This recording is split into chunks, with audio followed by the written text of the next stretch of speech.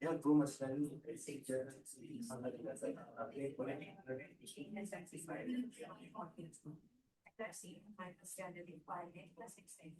अभी कोटी का रिसर्च पढ़ रही हूँ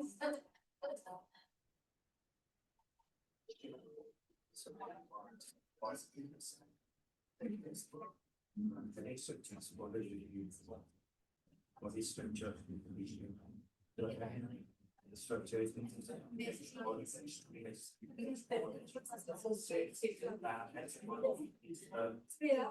make sure that you can spend your time as that you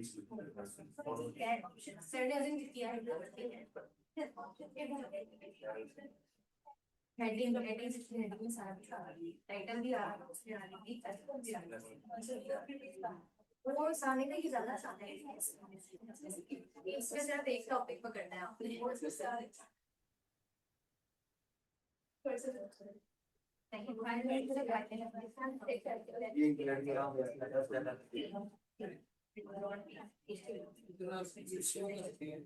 वही मैं एक्चुअली मैं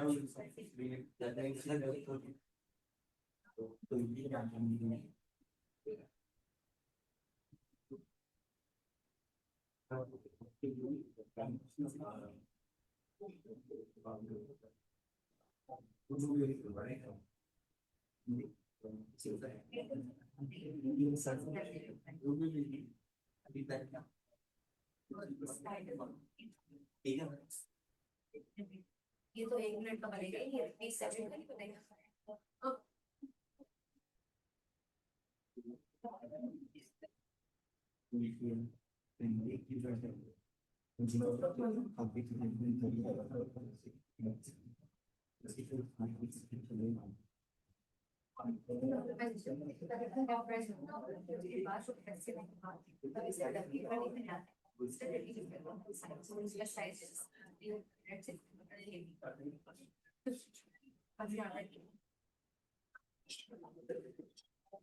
यार तो पहले करे फिर मैं आप पहले करे फिर पहले से यार तीनों कौन है हां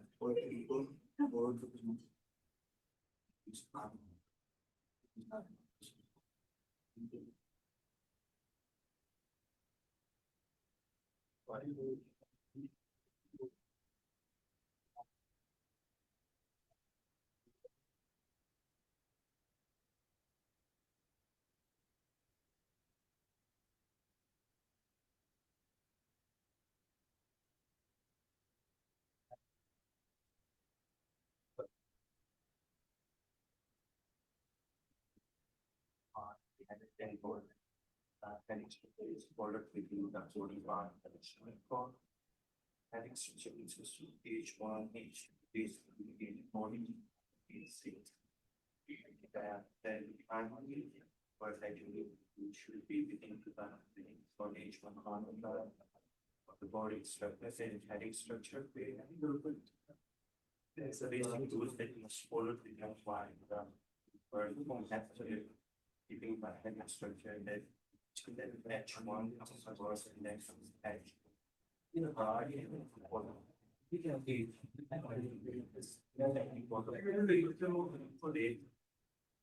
why you right? I got do you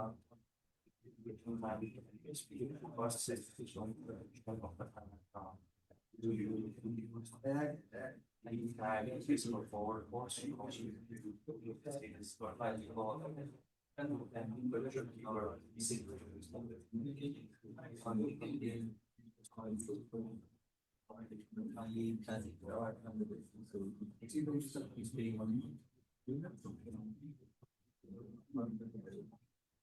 फिर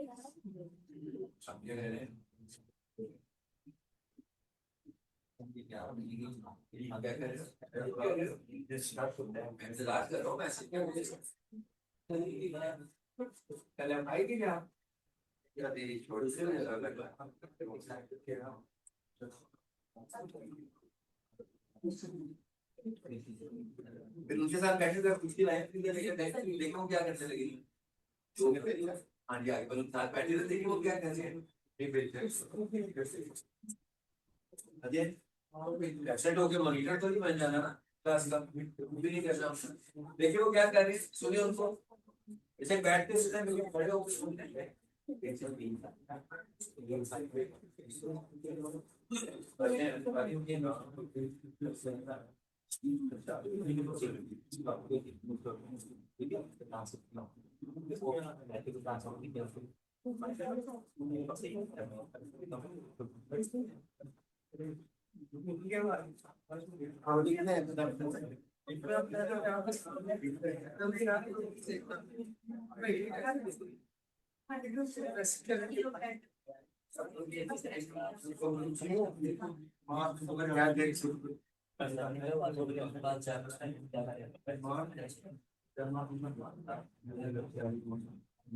to give us having certified fitness, I still think so hard to be good food. Having strict enough for aber having like so कैसे रहता है पहले आता है ये बात को ना स्पीड आवर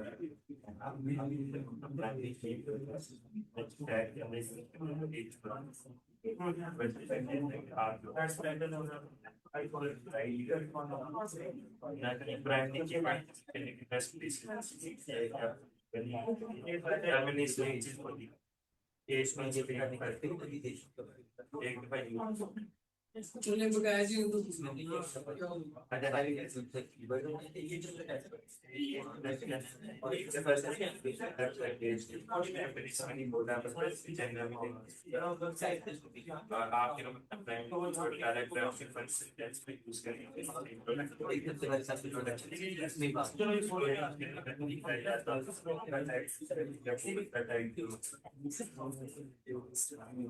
आप सारी चीजें बोल रहे हो काम होता है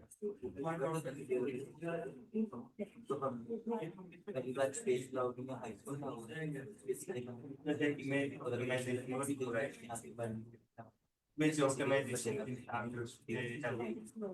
अजी गर्ल्स में से किन्होंने कर दिया मैसेज, बॉयज में देख सर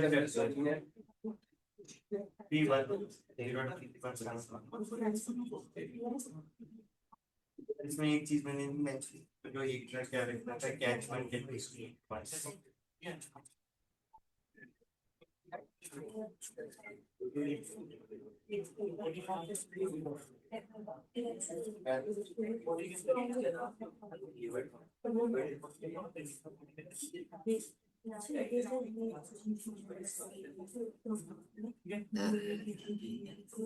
इतना अच्छा लग रहा है ना, आते ही आप लोगों ने रिकॉल किया अपना सारा कुछ। आपको नहीं अच्छा लगा जो जो बोले हैं?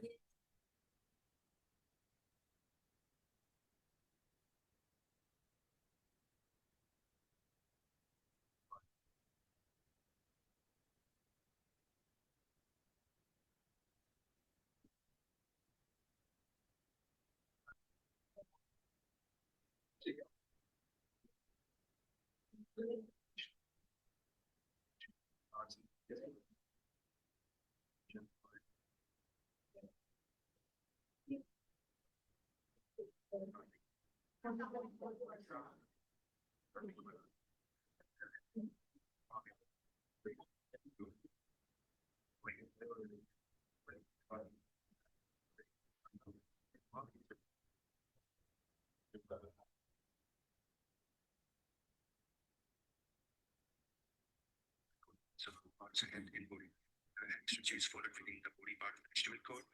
Having strategy consists of H1, H2, H3, H4, H5, and H6. The primary keyword that you need to use should be within the heading or H1 part. We start the heading structure. basic rules that you must follow within you are doing SEO and keeping the heading structure that H1 comes first and then comes the H2.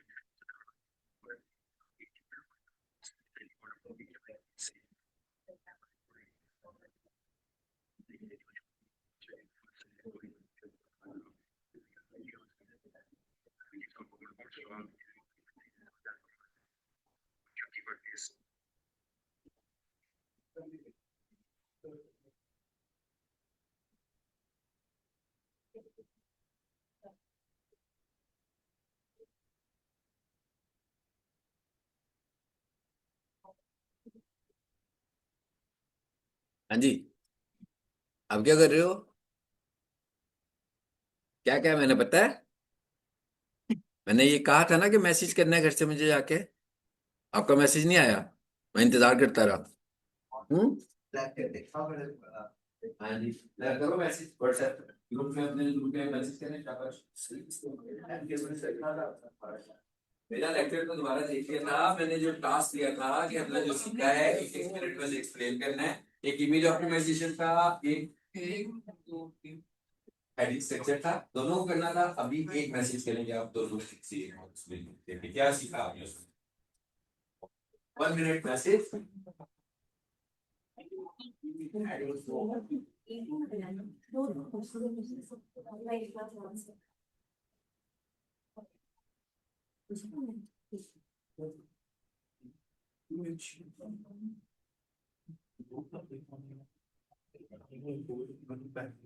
Student का अभी तक कोई भी नहीं आया मेरा का। ऐसे यार टीचर्स खुले में किसी ने नहीं बेटा अभी बोल रहा ना, मुझसे बोल के दोबारा अपना नहीं बनाना नहीं है। ऑडियो मैसेज कर रहे हैं, मुझे नहीं बनाना। ऑडियो मैसेज आता है ना, आपको करना है मुझे। कंप्यूटर तो कुछ करना ही नहीं है, कंप्यूटर वाला काम भी करवाऊंगा। अभी इस वक्त ऑडियो पे बात नहीं है।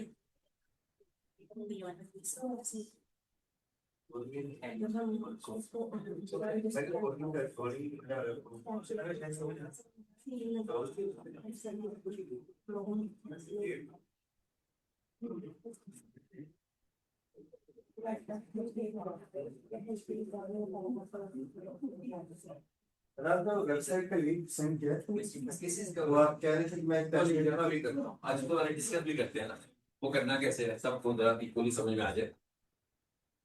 वैसे उसमें पढ़ा भी हुआ है लेकिन आपको ढूंढना पड़ेगा। मैं दोबारा से रीशेयर कर दूँ। सर मैं जब लाइब्रेरी के अंदर जाया था वहाँ पे फरवरी 26 की जो आपकी यूट्यूब की लाइब्रेरी, उसमें 4 प्लेलिस्ट हैं। एक मॉर्निंग, इसके अलावा भी 2 एक्स्ट्रा हैं। वो किस चीज़ के उसमें भी क्या है?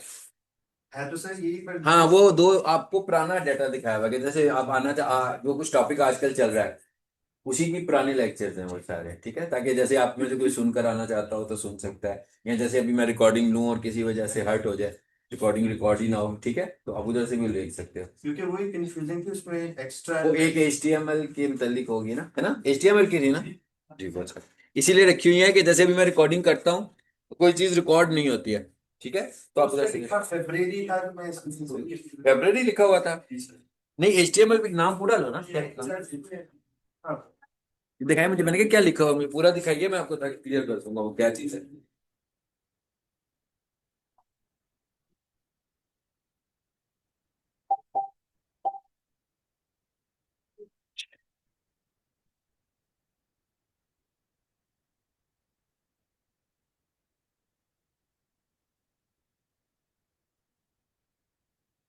एक मैसेज आया है। Only one.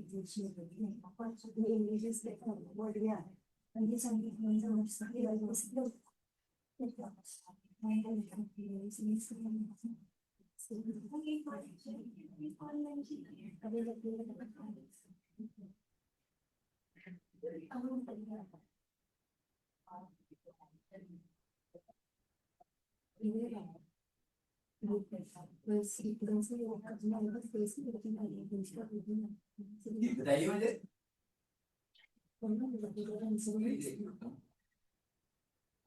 किस नाम से है बोला? ये आपका तो मैसेज अभी अभी आया मुझे, आप ही ने भेजा ना जी। आपने तो सारी आपने सारी की सारी एचटीएमएल घुमा दिया। मैंने तो एक चीज मांगी थी, हेडिंग स्ट्रक्चर और या इमेज। मैंने कहा था यहाँ हेडिंग स्ट्रक्चर या इमेज। मैंने स्ट्रक्चर में बोल दिया, फिर मैंने आपने सारा ही बता दिया शुरू से। आपने एचटीएमएल से शुरू करके ना, तो एचटीएमएल पे एंड कर दिया। गुड, सही है। लेकिन पूरा पॉइंट था ये दो चैनल पर आए चैनल को तो थोड़ी वीडियो ठीक है। लोग वो क्लास में ना क्योंकि मैं इसमें जो ये काम में जो क्लास जो पवार की तरफ भी बहुत भी लाल वाली क्लास आ रही है।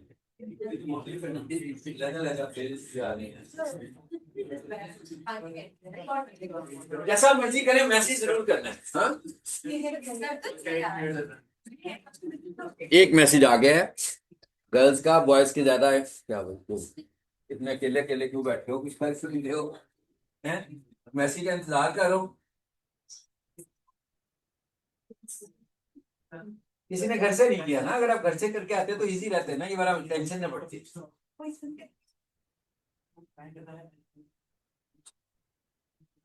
आप बोलेंगे नहीं, आपको कॉन्सेप्ट नहीं आएगा। ध्यान में रखिएगा, आप बोलेंगे नहीं ना तो आपको कॉन्सेप्ट नहीं आएगा। मैं भी ना बोलूं तो शायद मुझे भी ना कॉन्सेप्ट क्लियर हो। सर वो रिकॉर्ड करते हैं थोड़ा बंदा कॉन्शियस हो जाता है। क्यों हो जाता है? दे ये दे कॉन्शियसनेस ही तो खत्म करनी है। क्यों हो जाता है?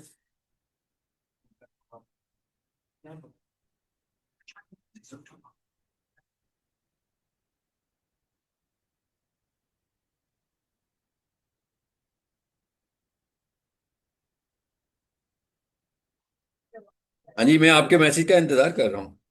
आपके भी मैसेज का, सबका मैं इंतजार कर रहा हूँ। ऐसे नहीं है कि मैं किसी एक के कहूंगा कि हो गया तो हो गया। हाँ, सभी का इंतजार करूँ, जैसा भी आ रहा है। मैंने कोई, आप देख रहे हैं, मैंने कोई फीडबैक दिया हो? मैं तो कोई फीडबैक नहीं दे रहा हूँ, मैं तो सिर्फ सुन रहा हूँ बस। अभी तो मैं फीडबैक देना ही नहीं है, मैंने ना ही मैंने देना फीडबैक। और मैं आखिर में फीडबैक दूंगा, एक जनरल मुकम्मल एक फीडबैक दूंगा, इंडिविजुअल फीडबैक नहीं दूंगा।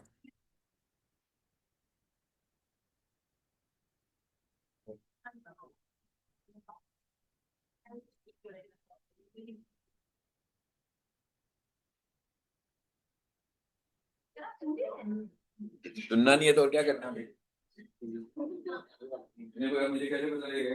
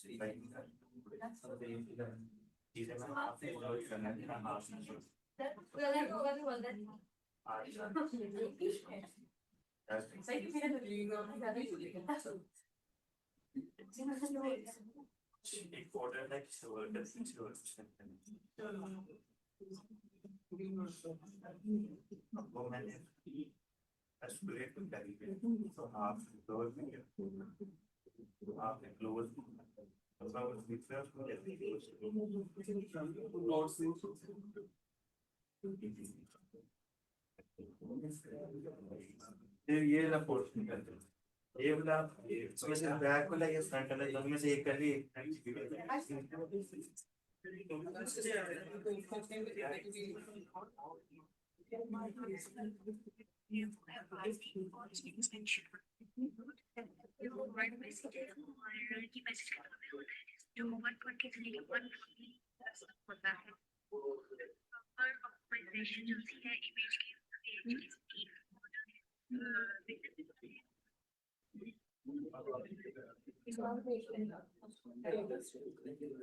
One two three. बॉयज का ग्रुप क्यों रुक गया है?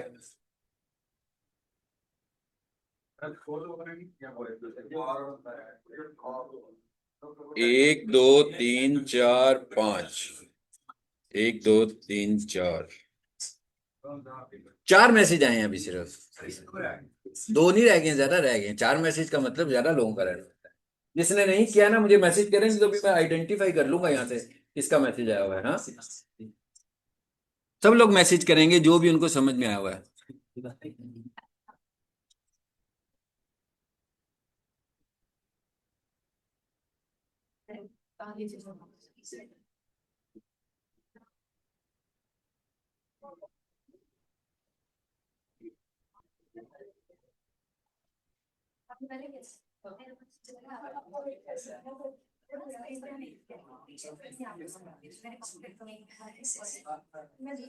भाई साहब इंतजार कर रहा हूँ आपके मैसेज का, मैसेज का इंतजार कर रहा हूँ आपके। आपने भेज दिया मेरा ख्याल है। नहीं भेजा हैं? और किसने भेजा? तो जल्दी भेजो ना, क्लास में इशू करनी है ना। कभी एक आप लोगों का क्विज भी लेना है आज। क्विज के लिए नहीं, हर चीज के लिए तैयार रहना है, ठीक है। मैंने कहा हर चीज के लिए तैयार है ना।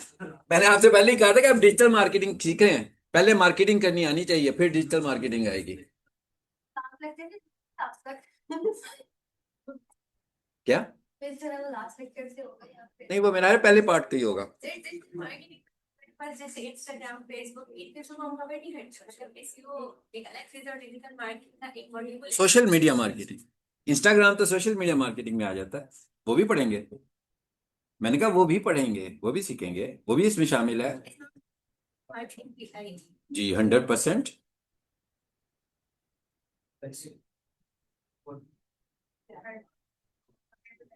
अब मैं एक एक से पूछना शुरू कर देता हूँ, ऐसे ही है ना? हाँ जी, आपने किया? कैसे आपने इस लाइन में जो बात की रोक सकता है नहीं किया, ठीक है। आपका जैसा भी कॉन्सेप्ट था मुझे तो सिर्फ सुनना था, मैंने किसी की गलती नहीं निकालनी है, ठीक है। मैं कहा कि मैं किसी की गलती नहीं निकालूंगा क्योंकि मैं आपको और मजीद भी सुनना चाहता हूँ। गलती निकालूंगा तो फिर आप ऐसे ही बोलेंगे। मैंने किसी की गलती नहीं निकालनी है। अलबत्ता मैं जनरली अगर आप लोगों ने कुछ गलत बोला होगा तो मैं उसको जनरली आप खुद देख लीजिएगा किसने क्या क्या बोला था। मैं जनरली उसको एक्सप्लेन करूंगा ताकि पता लग जाएगा कौन गलत होता है, उनको खुद ही पता लग जाएगा, मैं किसी को प्रोमिनेंट नहीं करूंगा। अभी तो बोलने की बात है ना, अभी तो सही गलत की तो बात ही नहीं है। पहला फेज तो बात करने का है ना, कम्युनिकेट करने का।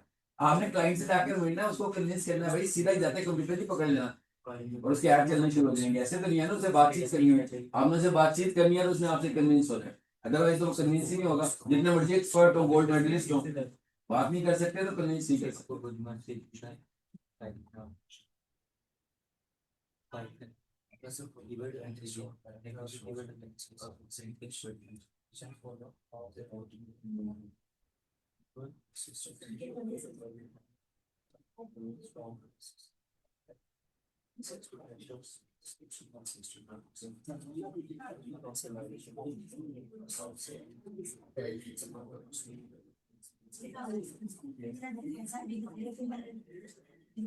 आपने ऐसे किया?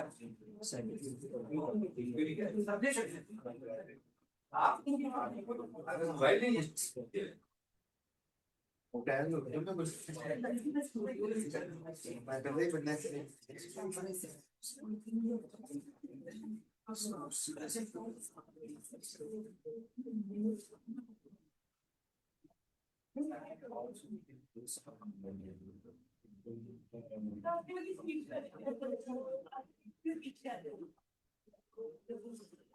एक बजकर 40 मिनट, एक्सक्यूज मी, 1 बजकर 40 मिनट, हमारी क्लास 2 घंटों की है सिर्फ। हाँ,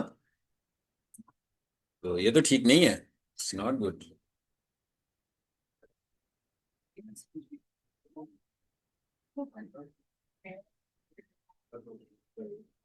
आपको मैंने आपसे दीवार करवानी है, मैसेज करवाना है।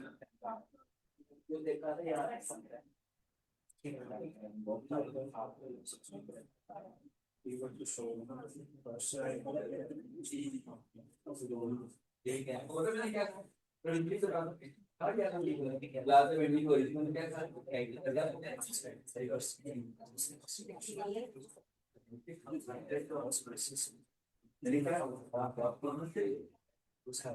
मैंने जो मैसेज दिया था हो गया क्या मैसेज दिया था? ये दो टॉपिक्स को आपने ऑडियो मैसेज इमेज ऑप्टिमाइजेशन को और HTML स्ट्रक्चर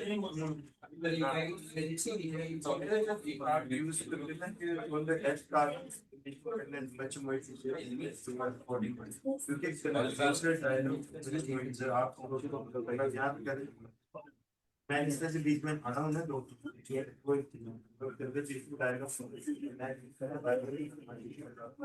वो कह रहे थे सोच के नेक्स्ट करो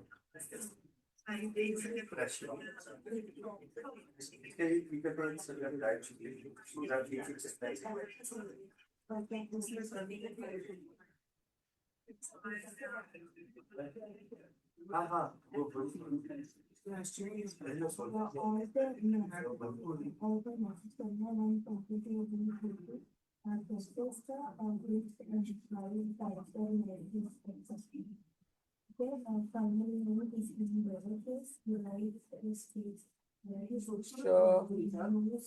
आप लोग एक व्हाट्सएप चैनल में भी हो ना, मेरे वाले में हो? ठीक है।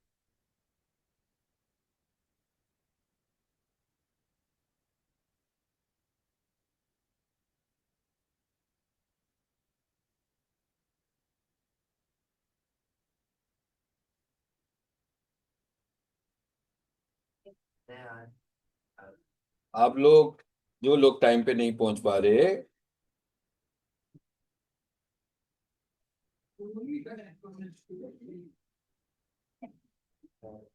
ये क्या है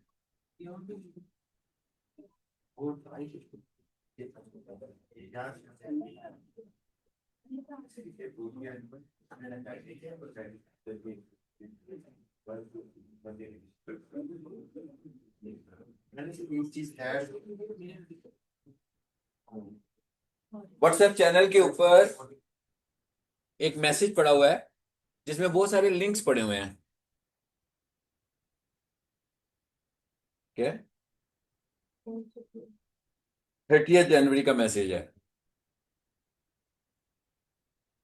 उसके अंदर उस मैसेज को जब आप रीड मोर करेंगे तो सबसे आखिर में लिखा होगा प्रैक्टिस वेबसाइट।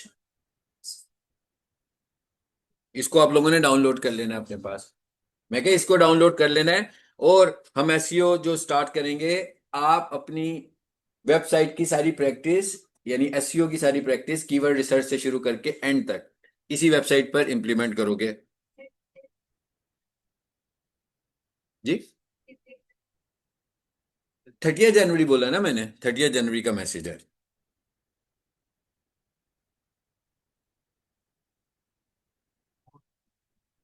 चलिए मैं एक काम करता हूँ, मैसेज को जो ना अपडेट कर देता हूँ, फ्रेश कर देता हूँ।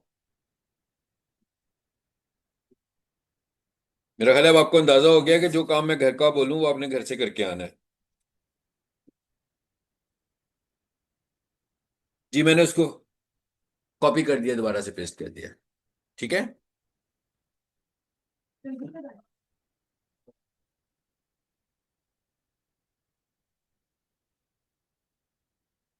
भाई आपके मैसेज का इंतजार कर रहा हूँ आपका। नेट नहीं चल रहा। किसी ने मुझे मैसेज किया यार, इसको मोबाइल दो जरा, इसे मोबाइल दो, ये मैसेज भेजे।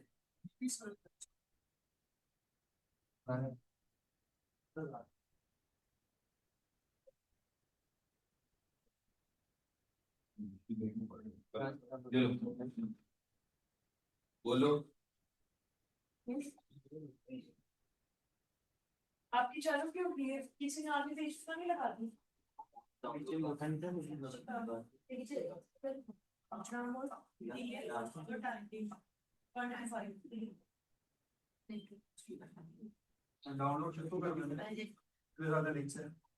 इतने सारे लिंक्स है। मैंने एक मैसेज, मेरा मैसेज गौर से सुनना है, मेरा मैसेज भी गौर से सुनना है। मैंने कहा उस मैसेज के अंदर जो सबसे आखिरी मैसेज है ना, उस पर लिखा हुआ वेबसाइट लिंक, वो गूगल ड्राइव की में वेबसाइट पड़ी है, उसको मोबाइल पे ना कीजिएगा, घर में जाकर अपने जीमेल के साथ कनेक्ट होकर अपने लैपटॉप पर या कंप्यूटर पर उसे डाउनलोड कर लें। वो पूरी वेबसाइट है, उसका क्या करना है अभी आगे आ जाएगा, ठीक है। उसी को आपने अपनी वेबसाइट बनाना है।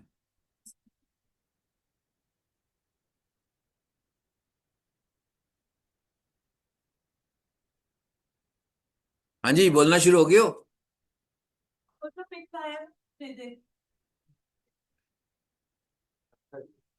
ये 3 लोग बैठे ना यार, तो 2 लग रहे हैं।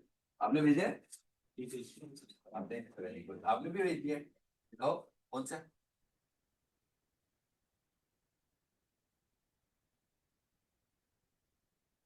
क्या हो गया?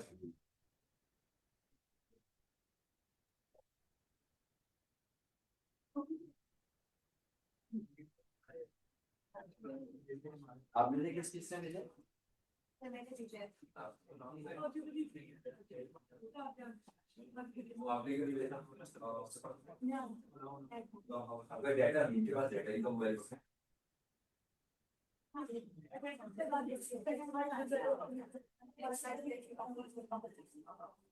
सर जी पहले कौन सा लिंक डाउनलोड करना था?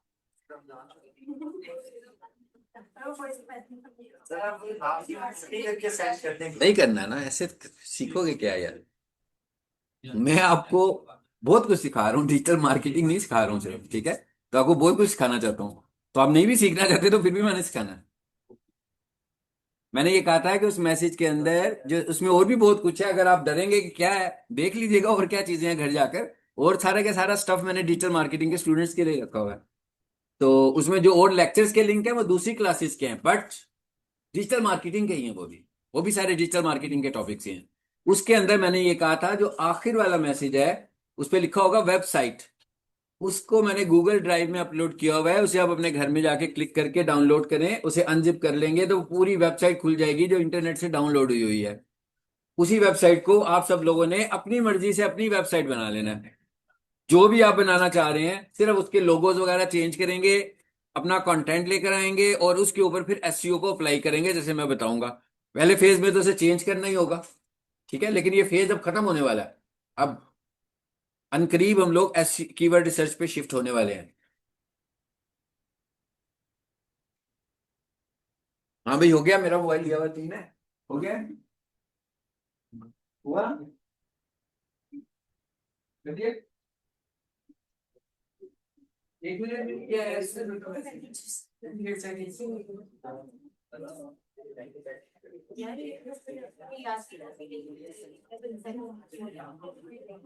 है तो क्या मुसीबत है।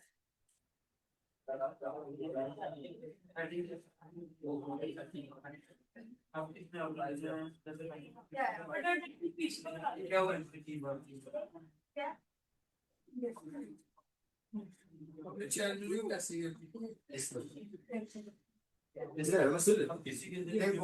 क्या आप चैनल देख रहे हो, क्या देख रहे हो? कोई बात नहीं, आप तो परेशान हो रहे हो। देखिए मेरा व्हाट्सएप चैनल है, जिसके पास कुछ नहीं है उसको अपना मोबाइल पकड़ा रहा हो ना, तो बस कर दो मैसेज, जो भी करना, ठीक है जी। आओगे मेरे मैसेज।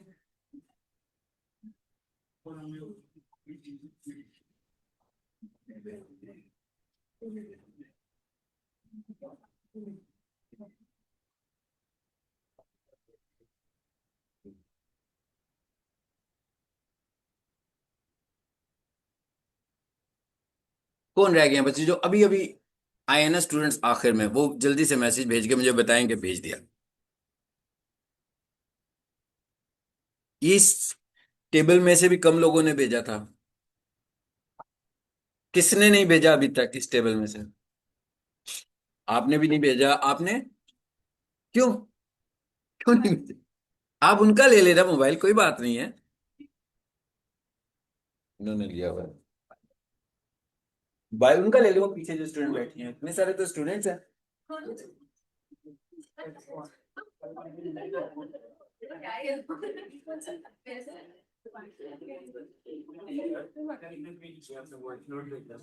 कोई बात नहीं, मैंने नहीं भेजा, स्टूडेंट से कहा परेशान ना हो, उसे डिलीट कर दूंगा। चैनल पे ग्रुप में है ना, हाँ वो स्टूडेंट को मैंने दिया था तो वही खुला हुआ था ना, तो सही हो गया। कोई बात नहीं, तो लगी क्या होगा आपको, क्या है वो वाइस है ना। कोई बात नहीं, चलो मैं डिलीट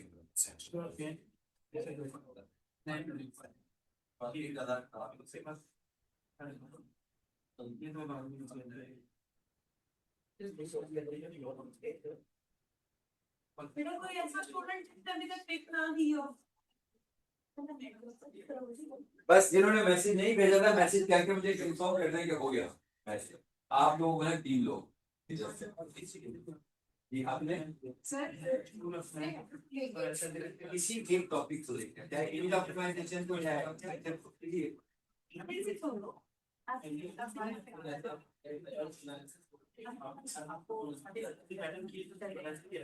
एक्चुअली मैं यहाँ पे इसलिए करवा रहा हूँ कि ये फिर आपसे घर में नहीं होगा, क्योंकि इसको इनिशिएट कैसे करना है ना, सिर्फ यही इशू है।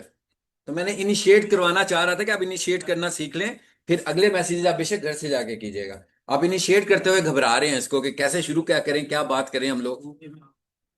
तो मैं जैसे इनिशिएट करता हूँ किसी टॉपिक को, देखें मैं कैसे बात शुरू करता हूँ। जब बिल्कुल नया टॉपिक शुरू करूँ तो बात कहाँ से शुरू होती है। एक्चुअली वॉइस के लिए आपको स्क्रिप्ट किस तरह से एक पहले डिफाइन डायलॉगिक कन्वर्सेशन में सही इजी होता है। यानी अगर मैं या आप टेस्ट में तो सर कन्वर्सेशनली बताना है आसान है। जब आप रिकॉर्ड कर रहे थे तो आप समझे, आप कन्वर्सेशनली बता रहे हैं। मैं क्या, आप जब मुझे बता रहे होंगे समझिएगा कन्वर्सेशनली बता रहे हैं। मैंने कभी बोलते हुए किसी का नाम लिया है?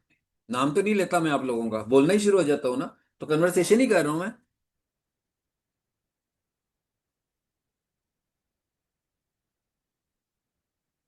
बस नेक्स्ट 5 मिनट्स में इस टास्क को कंप्लीट कर लें।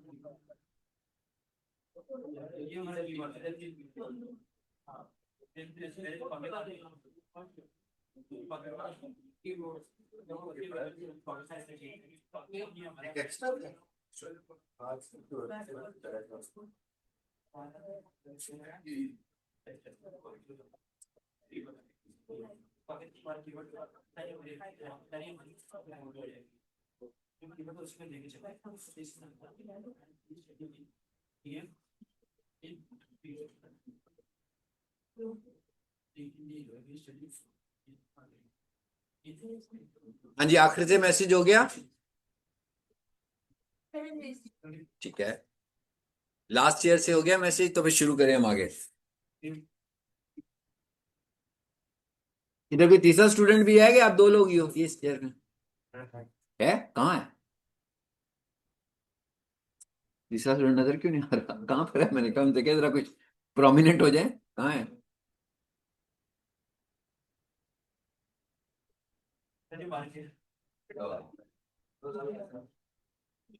चलेंगे हो तो मुझे भी आ जाएगी ना, तो इस तरह माहौल सुनाओगे तो फिर सब सो जाएंगे।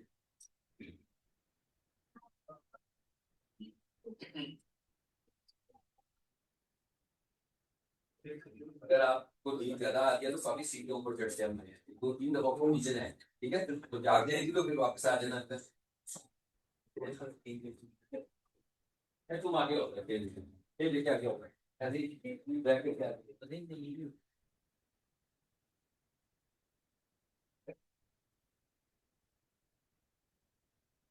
कहाँ पर बैठने गुजरने का रास्ता भी ऐसे। और कोशिश किया करो आप आगे ही बैठो। जिस दिन मैं तुम्हें कहूंगा ना भाई पीछे चले जाओ, उस दिन पीछे जाना, ठीक है। अदरवाइज आपने कोशिश करनी है आगे ही बैठना है।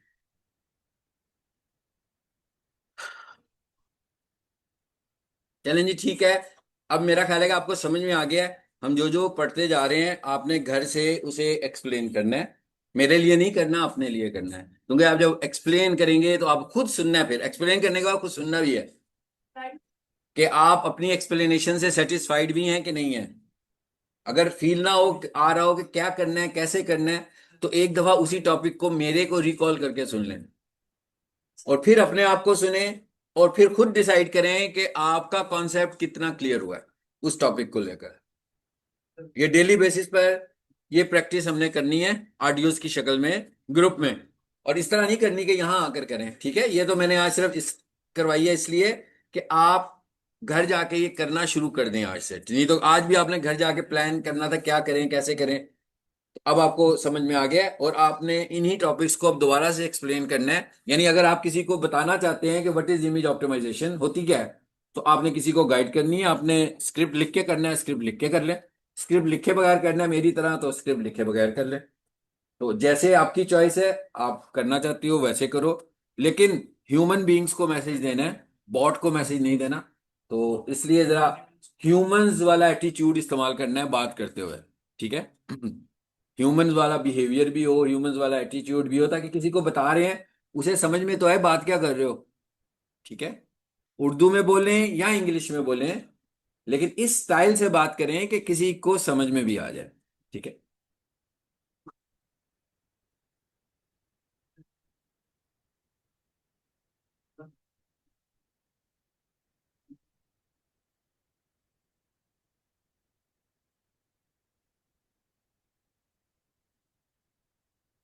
चलिए, हम लोग अब शिफ्ट कर रहे थे, हाइपरलिंक की बात की थी हमने, और हमने कहा था कि दो तरह के हाइपरलिंक्स होते हैं ना, लिंक्स इनबाउंड और इनबाउंड था, और एक आउटबाउंड था।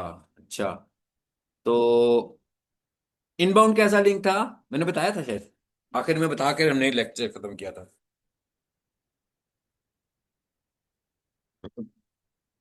हाँ जी, इनबाउंड कैसा लिंक था, जो किसी दूसरी वेबसाइट से, यानी इस तरह कह लें आसान अल्फाज में कि जो जो लिंक्स हम दूसरों की वेबसाइट पे पेस्ट करते हैं या करवाते हैं अपनी वेबसाइट के, वो क्या कहलाते हैं, इनबाउंड।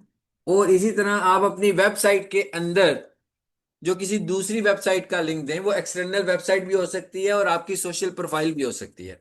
यानी आपके फेसबुक पेज पर कोई जाए, आपके इंस्टाग्राम पर कोई जाए, आपके लिंक्डइन पर कोई जाए, तो ये भी तो एक्सटर्नल ही है ना, ये प्लेटफॉर्म्स भी तो एक्सटर्नल ही हैं। तो इस तरह के लिंक को हम क्या बोलते हैं, इस तरह के जो नहीं, जो हम ये कह रहे हैं कि हमारी वेबसाइट से बाहर निकल कर जा रहा है, ये कौन से वाला लिंक था, ये आउटबाउंड लिंक था, ठीक हो गया। अच्छा जी, अब किसी भी एक वेबसाइट पे जनरली अबाउट 100 लिंक्स होने चाहिए। इन लिंक्स में आपकी मेन्यू बार भी शामिल है, इन लिंक्स में आपका फुटर भी शामिल है। आपकी वेबसाइट को विकिपीडिया की वेबसाइट की जैसे नहीं होना चाहिए, मतलब जैसे विकिपीडिया वो तो लिंक्स वाली साइट ही है ना, उसके ऊपर तो हर वर्ड के बाद लिंक आ जाता है।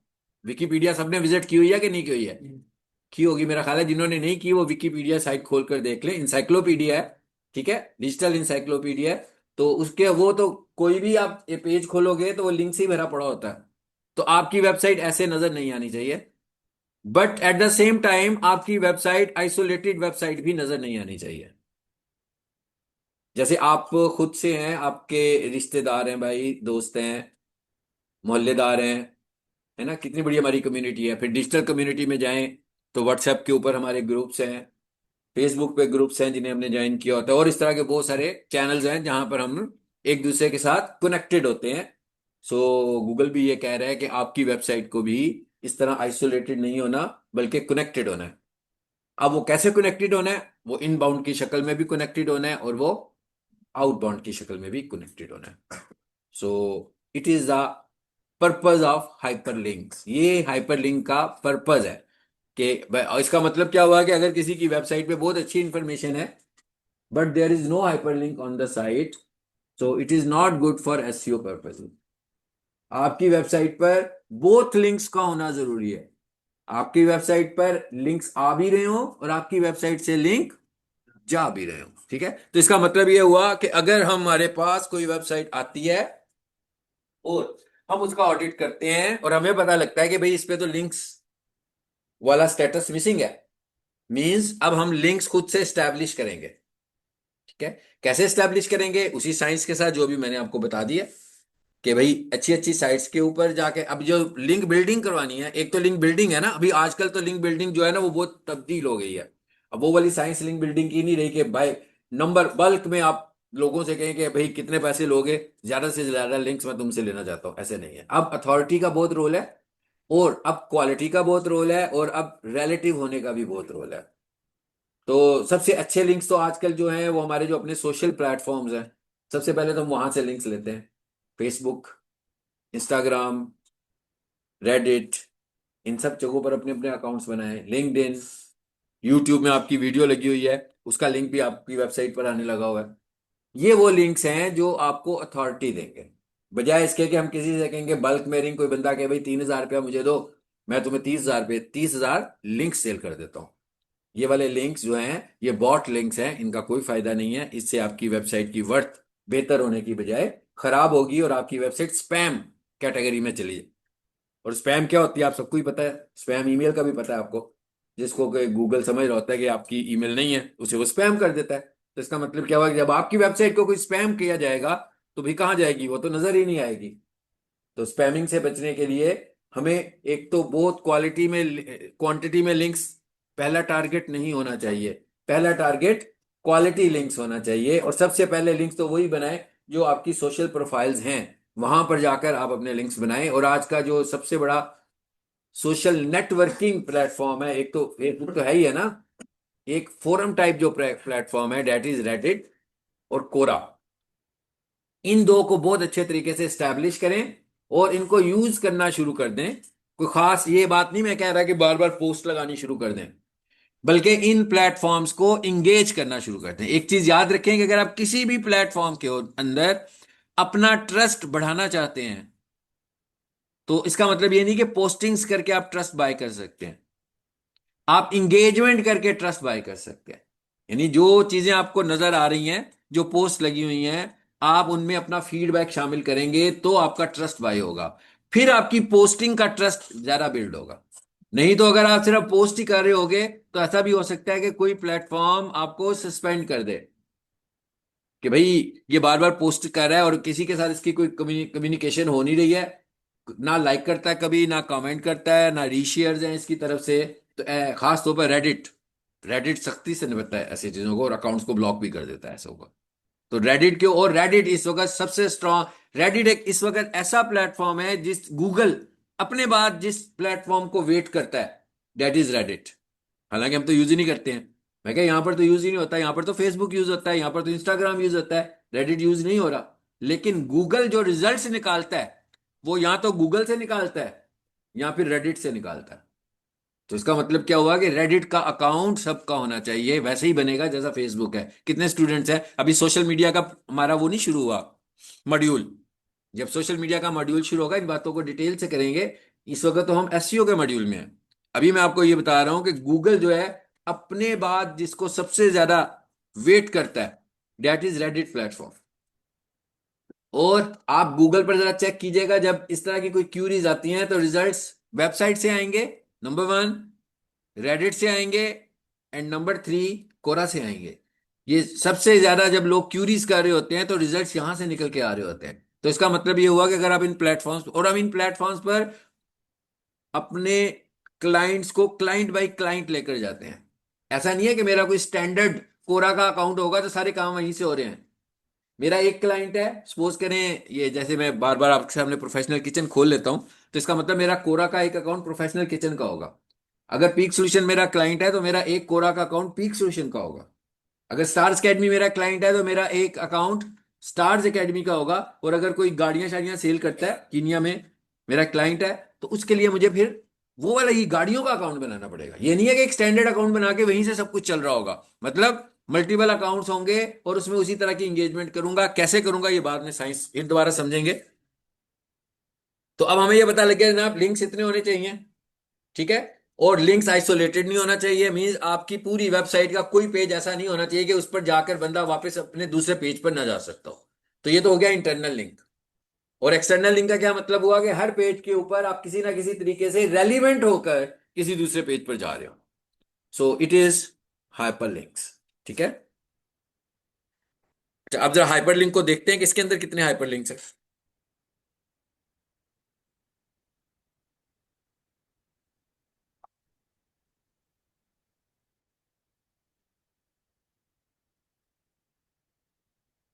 जी, इसके अंदर आप देख रहे हो कि आपको 51 हाइपर लिंक्स इस पेज पे नजर आ रहे हैं। 51 मैंने वह कंट्रोल F किया ना लिख के सिर्फ, तो उसने बता दिया इतनी दफा यूज हुआ है, तो इसका मतलब ये होगा इतने लिंक्स होंगे ना। मैं क्या, टेक्निकल चेक करने का तो यही तरीका है ना किसी भी टैग को, कि उसकी अकरेंस कितनी दफा है। तो मैंने उस टैग का नाम लिख दिया, इस टैग का क्या नाम है, ए। मैं थोड़ा सा बड़ा कर देता हूं, तो पीछे वाले स्टूडेंट्स हैं, वैसे तो काफी बड़ा है मेरा ख्याल है जी। नजर आ गया ना, ए स्टैंड्स फॉर एंकर, यानी हाइपरलिंक के लिए हम ये वाला टैग इस्तेमाल करते हैं। ठीक है, जरा जल्दी से हम इसको गो थ्रू करने लगे। आगे क्या लिखा हुआ है, टारगेट। टारगेट लिंक है कि एट्रीब्यूट है? पहला एट्रीब्यूट मैं इसमें डिस्कस कर रहा हूं, टारगेट। और इसके अंदर दो, एक ऑप्शन लिखी हुई है, दो होंगी जो हमसे रिलेट करती हैं, और भी होंगी, लेकिन हमसे जो रिलेट करती हैं वो दो ऑप्शन है, अंडरस्कोर ब्लैंक और अंडरस्कोर पेरेंट। ए टैग लग गया, target underscore blank. Underscore blank का मतलब क्या होता है कि जब भी हम लिंक को क्लिक करें तो लिंक फॉलो जो हो नए पेज पर हो, तो ये हो गया अंडरस्कोर ब्लैंक।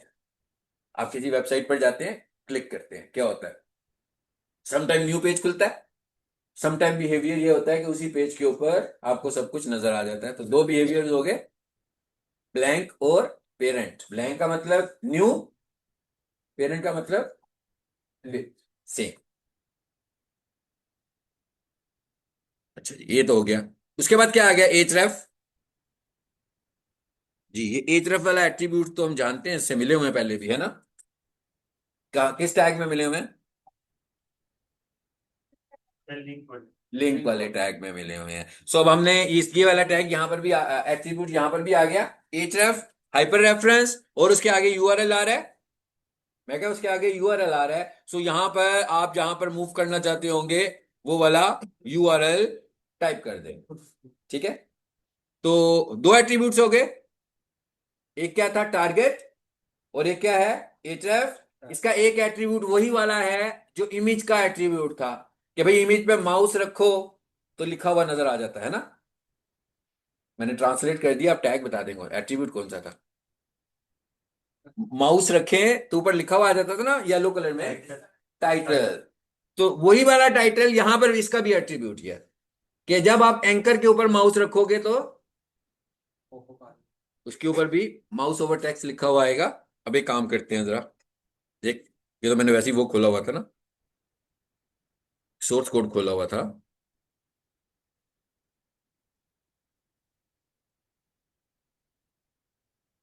जी, मैं जरा यहां पे टाइप कर देता हूं, ए। अच्छा, ये जो इसके एट्रीब्यूट्स है, मैंने आपको बताया हुआ एट्रीब्यूट्स का कोई ऑर्डर नहीं होता, कि भाई ये पहले आ जाए तो ये दूसरे नंबर पर, तो ये तीसरे नंबर पर, भाई किसी भी ऑर्डर में एट्रीब्यूट को लिख सकते हो। सो ज्यादा बेहतर ये लग रहा है, सीक्वेंस में ये बेहतर लग रहा है, कि भाई लिंक जो बना रहे हैं तो किसके साथ लिंक बना रहे हैं तो लिख लें, सीक्वेंस में बेहतर लग रहा है, सिर्फ अंडरस्टैंडिंग में बेहतर लग रहा है। इसका मतलब ये नहीं है कि सेंसिटिव है कि इसी तरह का यूं लिखना है आपने, क्या आपने पहला एट्रीब्यूट सिर्फ href ही लिखना है, कोई भी हो सकता है। अच्छा, अब यहां पर आपका यूआरएल होगा। लाजमी बात है कि जब हम किसी पेज पर जा रहे होंगे तो वो तो वेब पेज ही होगा, तो वहीं पर जाएंगे। एनीवेज मैं एक एग्जांपल कर रहा हूं, तो ये एक छोटी सी मैंने एग्जांपल लिख दी, तो सबको पता लग गया होगा कि मैं कहां ले गया हूं, जियो की वेबसाइट पे ले गया। अच्छा, अब उसके बाद अगला जो एट्रीब्यूट है वो है टारगेट। मैंने क्या बताया, टारगेट के अंदर दो एक्सप्रेशन है। जी, ये दोनों नहीं लिखने भाई, मैंने सिर्फ सिंटेक्स के लिए दोनों लिख कर दिए हैं। एक वक्त में, एक वक्त में एक एक्सप्रेशन यूज होगा, ब्लैंक और पेरेंट। अब जरा इसको एसईओ के पॉइंट से समझते हैं कि एसईओ के पॉइंट से ये कितना इफेक्टिव है। सो इसके लिए हम एक छोटा सा पहले कॉन्सेप्ट समझेंगे तो ये आपको बहुत क्लियरली समझ में आ जाएगा। जब भी कोई हमारी वेबसाइट पर विजिट करता है, तो जैसे आप इधर आए हैं, कॉलेज में आए हैं, तो एक सेशन क्रिएट हो गया ना आपका। इसी तरह जब कोई किसी वेबसाइट पर आता है तो एक यूजर का एक सेशन बन जाता है। अब वो कितनी देर कॉलेज में रहता है, मैं कि कितनी देर वो बंदा कॉलेज में रहता है, वो उसका टाइम हो जाता है, यानी उसका सेशन कहलाता है। इसी तरह जब लोग आपकी वेबसाइट पर आ रहे हैं तो हम भी ये देखना चाह रहे हैं कि लोग जब आपकी वेबसाइट पर आते हैं तो कितनी देर में आपकी वेबसाइट को छोड़कर चले जाते हैं। ठीक है, अब इसको ना हम इसको दो पैरामीटर से देखेंगे, दोनों का मतलब एक ही होगा। एक तो है कि आपकी वेबसाइट का एंगेजमेंट टाइम कितना है, यानी एक यूजर आपकी वेबसाइट पर आया तो कितनी देर के लिए आपकी वेबसाइट पर वो इंगेज करता है। अरे वेबसाइट पर आया इंगेज का तो मतलब ये ना खुली रखेगा, काम कर रहा होगा तभी इंगेजमेंट होगी। अगर वो क्लोज का बटन प्रेस कर देगा तो इंगेजमेंट नहीं होगी, बट अगर वो टैब चेंज कर लेगा क्लोज नहीं होगा, अगर फिर स्टिल इंगेजमेंट है। ठीक है।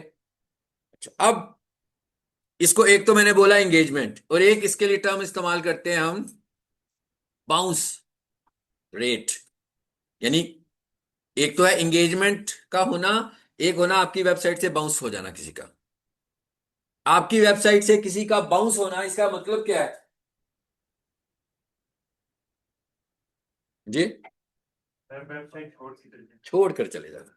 आपकी वेबसाइट से किसी का बाउंस होने का मतलब यह है कि आपकी वेबसाइट से जाना। भाई ऐसा तो नहीं हो सकता कि कोई भाई चिपका ही रहेगा हमारी वेबसाइट से, जाएगा तो सही, जाना तो उसने है, लेकिन कब जाता है ये हम देख रहे हैं। आपकी वेबसाइट का बाउंस रेट ज्यादा नहीं होना चाहिए, कम होना चाहिए। तो ये वही बात कर रहा हूं जो एंगेजमेंट वाली है। दोनों बातें एक ही तरीके से पकड़ी हमने, लेकिन उनके मैंने टेक्निकल नाम लिए आपके सामने। एक को हम बोलते हैं बाउंस रेट और एक को बोलते हैं एंगेजमेंट।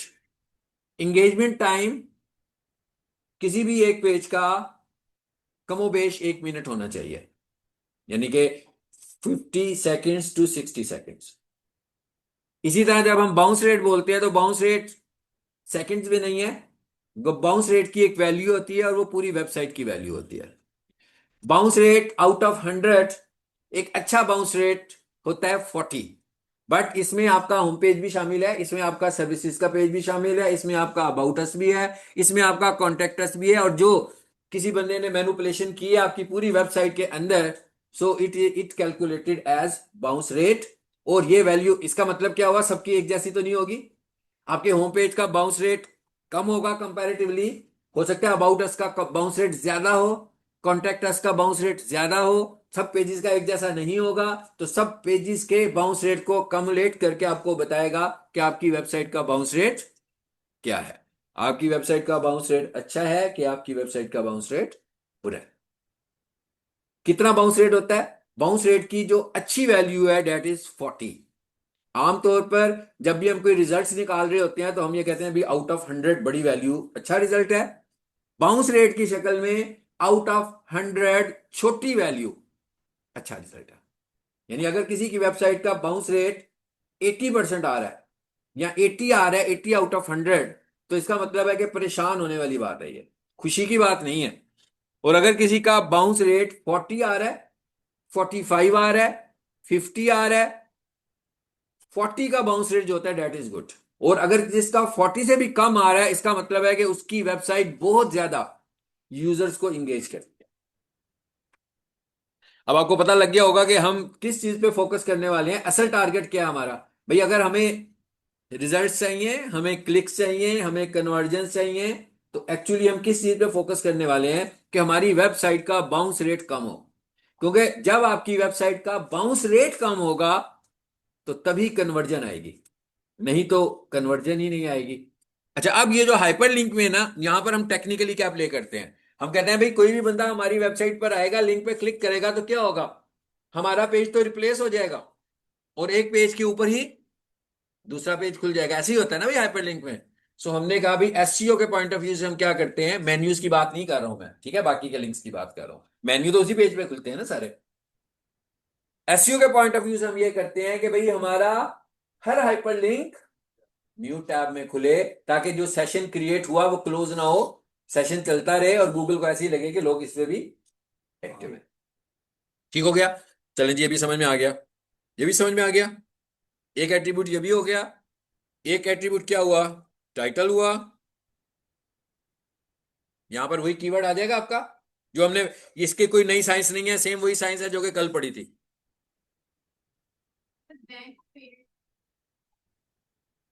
जी मैं यही बता रहा था पहले, मैंने यही बताया, मैंने कहा जो ब्लैंक होता है वो आपको न्यू टैब में खोलेगा। आप किसी हाइपर लिंक पे क्लिक करो तो क्या होता है, पेज रिप्लेस होता है। सम टाइम क्या होता है, उसी जगह पर पेज रिप्लेस हो जाता है और पुराना गायब हो जाता है। इसको मैं गायब का वर्ड इस्तेमाल कर लेता हूं अभी। पुराना गायब हो जाता है और उसकी जगह पर नया पेज आ जाता है। फिर उस पर क्लिक करें, एक और नया पेज आ जाता है, फिर वो दूसरे वाला भी गायब हो जाता है।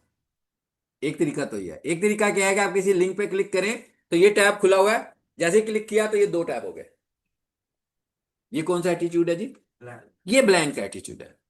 और अगर हम पेरेंट करेंगे तो क्या होगा, ये एक टैब है, जितने मर्जी लिंक्स खोल लें सारे इसी में खुलने वाले हैं।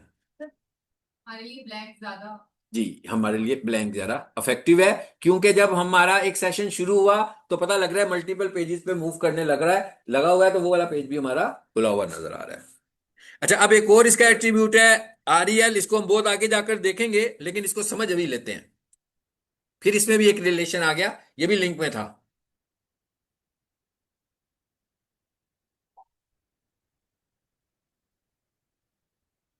अच्छा, इसके अंदर ना दो एट्रीब्यूट्स मैं लिख रहा हूं,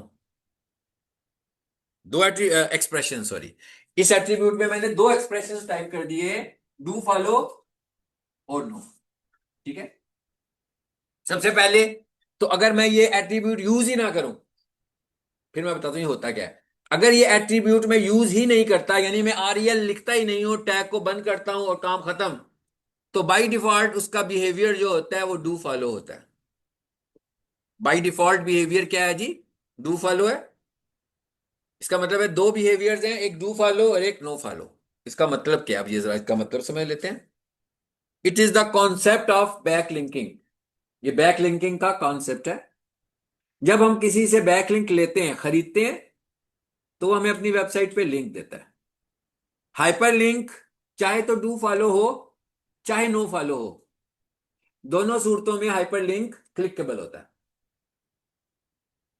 डू फॉलो लिंक में क्या होता है कि जहां पर आपने हाइपरलिंक बनाया होता है वो आपको अपनी पेज अथॉरिटी भी देता है। That is called link juice. इसका जो टेक्निकल नाम होता है वो होता है लिंक जूस। अगर हम ट्रेडिशनल लिंक जूस की बात करें, ट्रेडिशनल लिंक जूस की बात करें, तो मैं ये कहता हूं कि हमने 10 बैनर सड़क पे लगाए हैं, और पिज्जा हट वालों की जो टीवी स्क्रीन चल रही है ना, एक ऐड उस पे हमारा चल रहा है। देखा ना, कभी किसी रेस्टोरेंट में जाए तो टीवी लगा होता है बड़ा सा, उसमें कुछ स्टार भी चल रहे होते हैं समटाइम, किसी खास चैनल को लगाया होता है उन्होंने। अब आप मुझे बताएं कि जो सड़क पे लगा हुआ बैनर है उसकी अथॉरिटी ज्यादा अच्छी है कि जो पिज्जा हट के अंदर टीवी के ऊपर जो इश्तिहार चल रहा है उसकी अथॉरिटी ज्यादा अच्छी है? पिज्जा हट वाले की अथॉरिटी। अब हो क्या रहा है कि जो पिज्जा हट की ऑडियंस है, जब वो वहां बैठ के पिज्जा खा रही है, तो वो टीवी के ऊपर पीक सोल्यूशन का इश्तिहार देख रही है। वो वाली ऑडियंस पीक सोल्यूशन की नहीं है, वो वाली ऑडियंस पिज्जा हट की है। तो जब कंसिस्टेंटली पिज्जा हट में पीक सोल्यूशन की स्क्रीन चल रही होगी, तो हम क्या करेंगे, हम बाय कर लेंगे एक तरह से पिज्जा हट की ऑडियंस को भी। तो मतलब क्या हुआ, पिज्जा हट ने अपनी अथॉरिटी हमें दी कि नहीं दी? मिल गई ना। इस अथॉरिटी को हम टेक्निकली कॉल कर रहे हैं लिंक जूस। ये पिज्जा हट में मिलने वाला जूस नहीं है, ठीक है। It is the authority of link. अब मुझे एक और बात आपने बतानी है कि इस तरह करने से क्या पिज्जा हट की अथॉरिटी में कोई कमी आई है? उसका तो कुछ नुकसान नहीं हुआ भाई। ऐसा नहीं हुआ कि उनके पास 3 गिलास पड़े हुए थे तो एक कम हो गया क्योंकि वो हमने ले लिया उससे।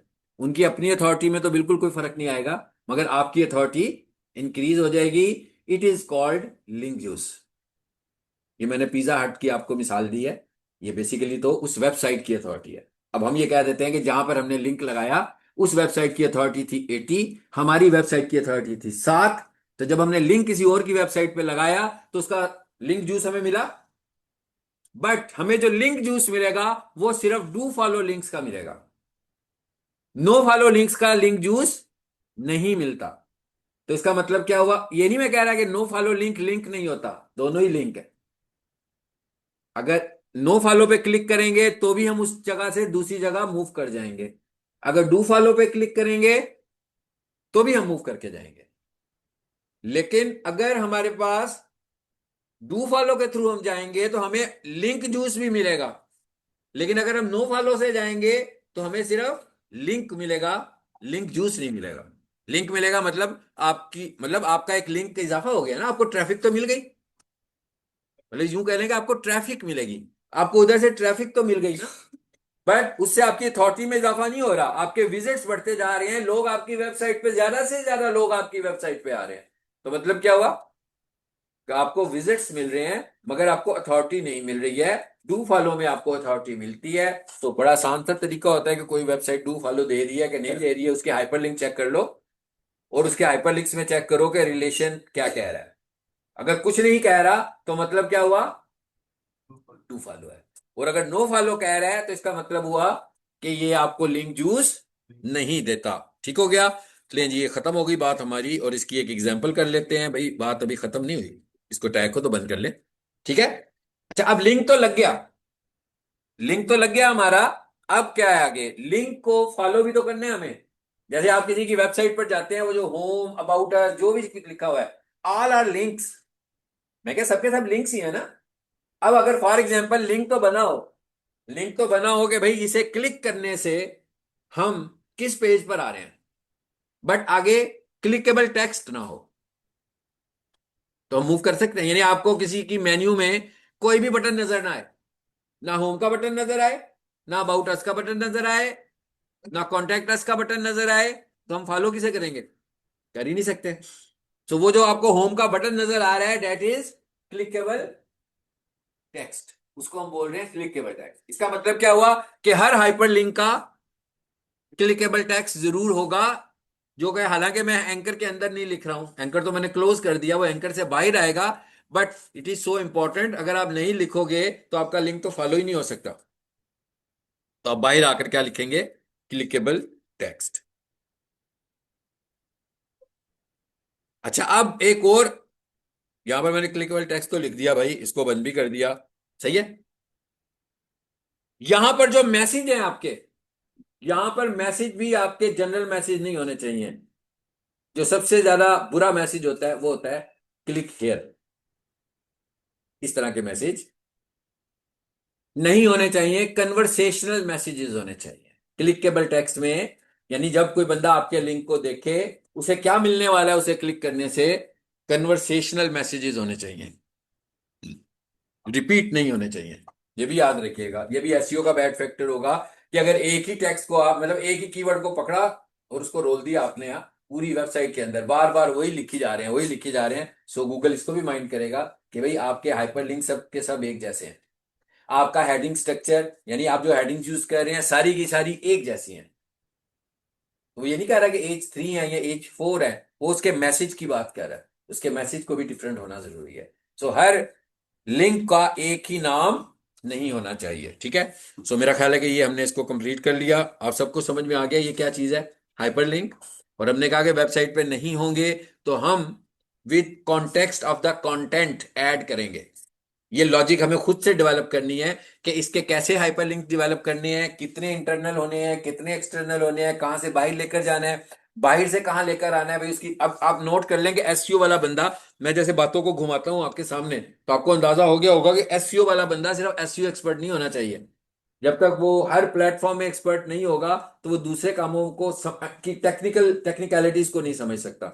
जब मैंने कहा कि बाहर से भी लिंक्स आने हैं, उनको भी देखना है, तो वो कहां से आने हैं, वो तो सोशल प्रोफाइल से आने हैं। तो जो सोशल प्रोफाइल से लिंक आ रहे हैं, so if you are not social media handler, तो आप इन चीजों को कैसे समझोगे। अगर आपने, आपको भी, मैं तो एसईओ एक्सपर्ट हूं, बस मुझे तो यही आता है, तो बाहर वाले काम के लिए आपको एक मेरे साथ सोशल मीडिया का बंदा भी हो, वो मिलकर मुझे असिस्ट कर रहा होगा, तो आपकी एक्सपर्टीज लेवल जो है वो बहुत वीक होंगी, उस हद तक नहीं होंगी। चलें जी, मैंने एक लिंक बनाई दी है, तो एक काम कर लेते हैं भाई टाइम बचाने के लिए,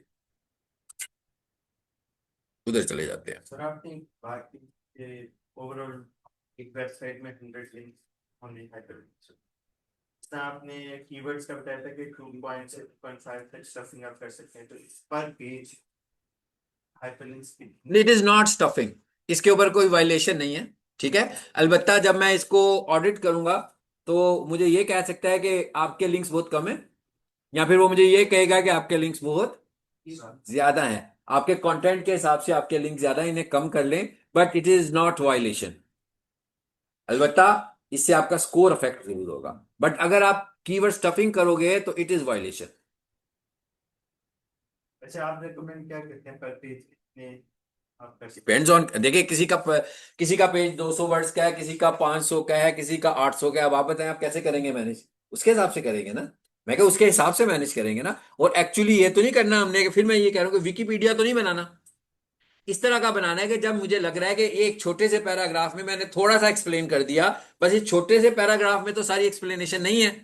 इसकी असल एक्सप्लेनेशन इसके पेज के ऊपर होगी, तो मुझे वहां पर लेकर जाना है इसको। सर एज एग्जांपल आप 1000 कैरेक्टर्स कर लेते हैं कि आप एक जो पैराग्राफ 1000 to 1200 कैरेक्टर्स है। नहीं नहीं, मैं ऐसे नहीं बताऊंगा। इसलिए कि कंटेंट को देखना पड़ेगा, यानी उसने कंटेंट कैसे राइट किया हुआ है, उस कंटेंट से मुझे मूव कैसे करना है। मूव करना है ना मुझे बेसिकली। मिसाल के तौर पर उसके मेन्यू बार्स कितने हैं, ये भी तो डिपेंड करेगा कि नहीं करेगा। जैसे हम कहेंगे कोर्सेज, 15 कोर्सेज हैं, 5 कोर्सेज हैं, 3 कोर्सेज हैं, डिफरेंट होगी ना बात। फिर कोर्सेज पे जाकर कितना कंटेंट लिखा हुआ है, होम पेज पर कितना कंटेंट लिखा हुआ है। It is real time practice. कुछ भी फिक्स नहीं है, जेहन में रखिएगा। Nothing is fix in digital marketing, in SEO everything is variable. और ये डिजिटल मार्केटिंग के अंदर एसईओ का मॉड्यूल ऐसा मॉड्यूल है जो एक्स्ट्रा ऑर्डिनरी इंटेलेक्चुअल है। मतलब इसके अंदर कोई प्री डिफाइंड रूल्स ही नहीं है, और इसके रूल्स रोज रोज बदलते भी हैं। तो अगर आप इसको किसी बुक से फॉलो करने की कोशिश करेंगे तो आप सही एसईओ नहीं कर पाएंगे। ठीक है, चलिए जी, अब यहाँ एक काम कर लेते हैं भाई, इधर ही लगा देता हूँ मैं जरा समझने के लिए। ये वही लिखा है मैंने जो वहां लिख कर आया था भाई। सर 2-3 चीजें चेंज कर लेते हैं इसकी। यहां से शुरू हुआ, ए स्पेस एच रेफ, ठीक हो गया भाई। यूआरएल दे दिया, टारगेट दे दिया। इसको जरा 2 लाइनों में कर लो। टाइटल में लिख लेते हैं भाई, यहां पर कौन सा कीवर्ड चल रहा था वही चला लेते हैं। नहीं, ये तो न्यूज है ना भाई। ओके, मैंने यूआरएल किसका दिया है?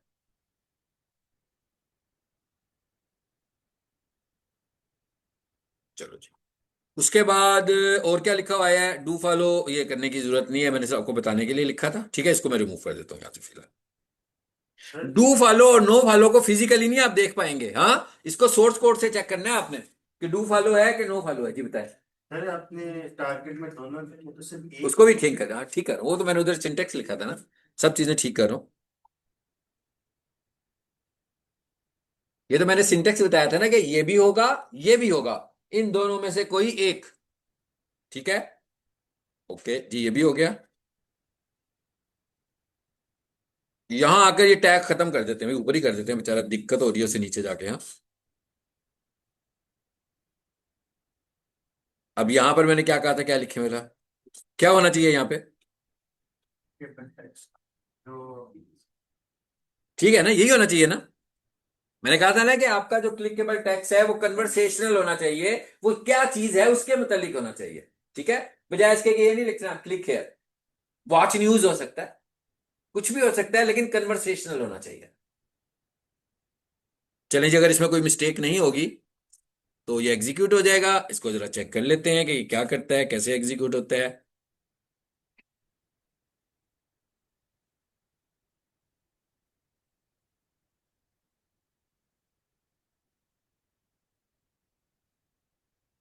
ओके, jiyo.tv आगे लिखा हुआ। ब्रेक का टैग लगाते हैं वो भी बता देता हूँ। एक ऊपर मैसेज भी आ गया, क्लिक करें जरा देखें, न्यू विंडो में भी आ गया। ये था ना पहले वाला, मैं क्या यहां से हमने प्ले किया था, यही सारे एट्रीब्यूट्स किए। तो ये सारे एट्रीब्यूट्स अप्लाई हो गए हैं। सिर्फ वो बहुत ही साथ जुड़ा हुआ है भाई, इसको देख लेते हैं। एसईओ का काम नहीं है इसमें कोई, सिर्फ टैग एक छोटा सा लगा लो इसको भाई।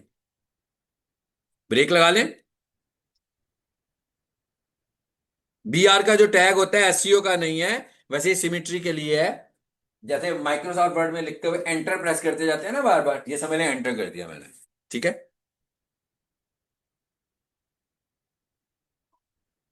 अच्छा।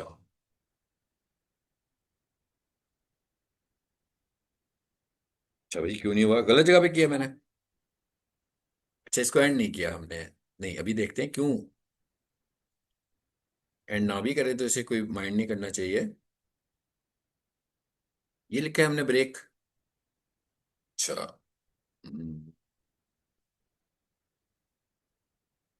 एंड का तो ये मतलब है, बट इस पे कोई माइंड नहीं करना चाहिए, मैंने आपको सिर्फ बताने के लिए लिखा है।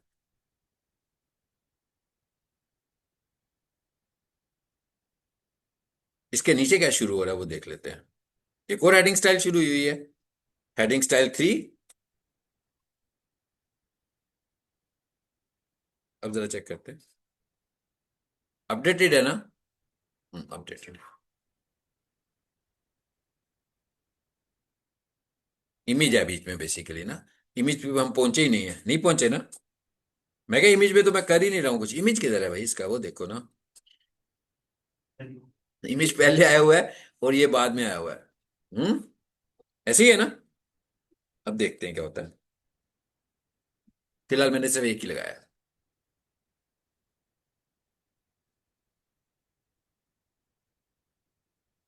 अब हो गया ना ऊपर, ठीक है। ये सिमिट्री हमारा इशू नहीं है, ना ही हमने इस तरह की फाइलें बनानी है। जिस दिन हमने कीवर्ड रिसर्च शुरू करनी है उस दिन हमने सपोज करना है कि हमारे पास वेबसाइट है और हम उसी पे काम करने लगे हुए हैं, ठीक है।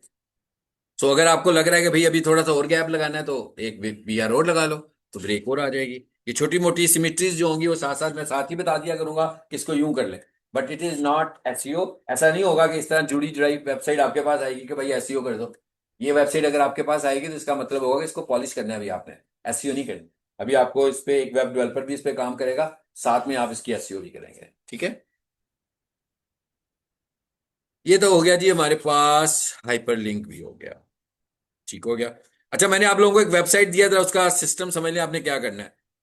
प्रीवियस क्लास में शायद मैंने आपको बताया था कि वो एक आपके पास अनजिप करने के लिए कोई एप्लीकेशन होना चाहिए, ठीक है। और मैंने आपसे कहा था कि जिसके पास विनजिप हो या विनरार हो उसको यूज कर सकता है। विंडो का अनजिपर सही नहीं है। उसके अंदर बग क्या है, उसके अंदर बग ये है कि वो सिर्फ और सिर्फ जो सा मर्जी विंडो का बिल्ट इन जो है, मैं कह विंडोज का जो बिल्ट इन अनजिपर है ना, उसका बग ये है, वो हमें बग नहीं लगता इसलिए कि वो हम जिस मकसद के लिए इस्तेमाल करते हैं वो ठीक कर रहा होता है। मगर वेबसाइट जो होती है वो in terms of number of folders होती है, और हमें at the same time number of folders को खोलना भी होता है। पर विंडो का जो एक्सट्रैक्टर होता है वो जिस जिस फोल्डर पे आप क्लिक करते जाते हैं वो खुलता जाता है, और जिसको आप क्लिक नहीं करते वो जिप फॉर्मेट में ही रहता है। तो या तो आप विनरार यूज कर लें विंडोइंग एनवायरनमेंट में, या विन जिप यूज कर लें, या 7-zip यूज कर लें। 7-zip आपको फ्री मिल जाएगा, इंटरनेट से डाउनलोड हो जाएगा। सो इट इज बेटर। और विनरार को ज्यादा अप्रिशिएट इसलिए ना करें वेब पॉइंट ऑफ व्यू से कि जितनी भी होस्टिंग अकाउंट्स हैं वो विनरार को सपोर्ट नहीं करते हैं। विन वो जिप टेक्नोलॉजी को इस्तेमाल करते हैं, मतलब या तो विन जिप को यूज करते हैं या 7-zip भी चल जाएगी वहां पर, ठीक है। तो मैंने आपको जो भेजा मैं उसी तरह की कोई चीज आपको यहाँ पे दिखाने लगा हूँ। डीएम में आ जाओ।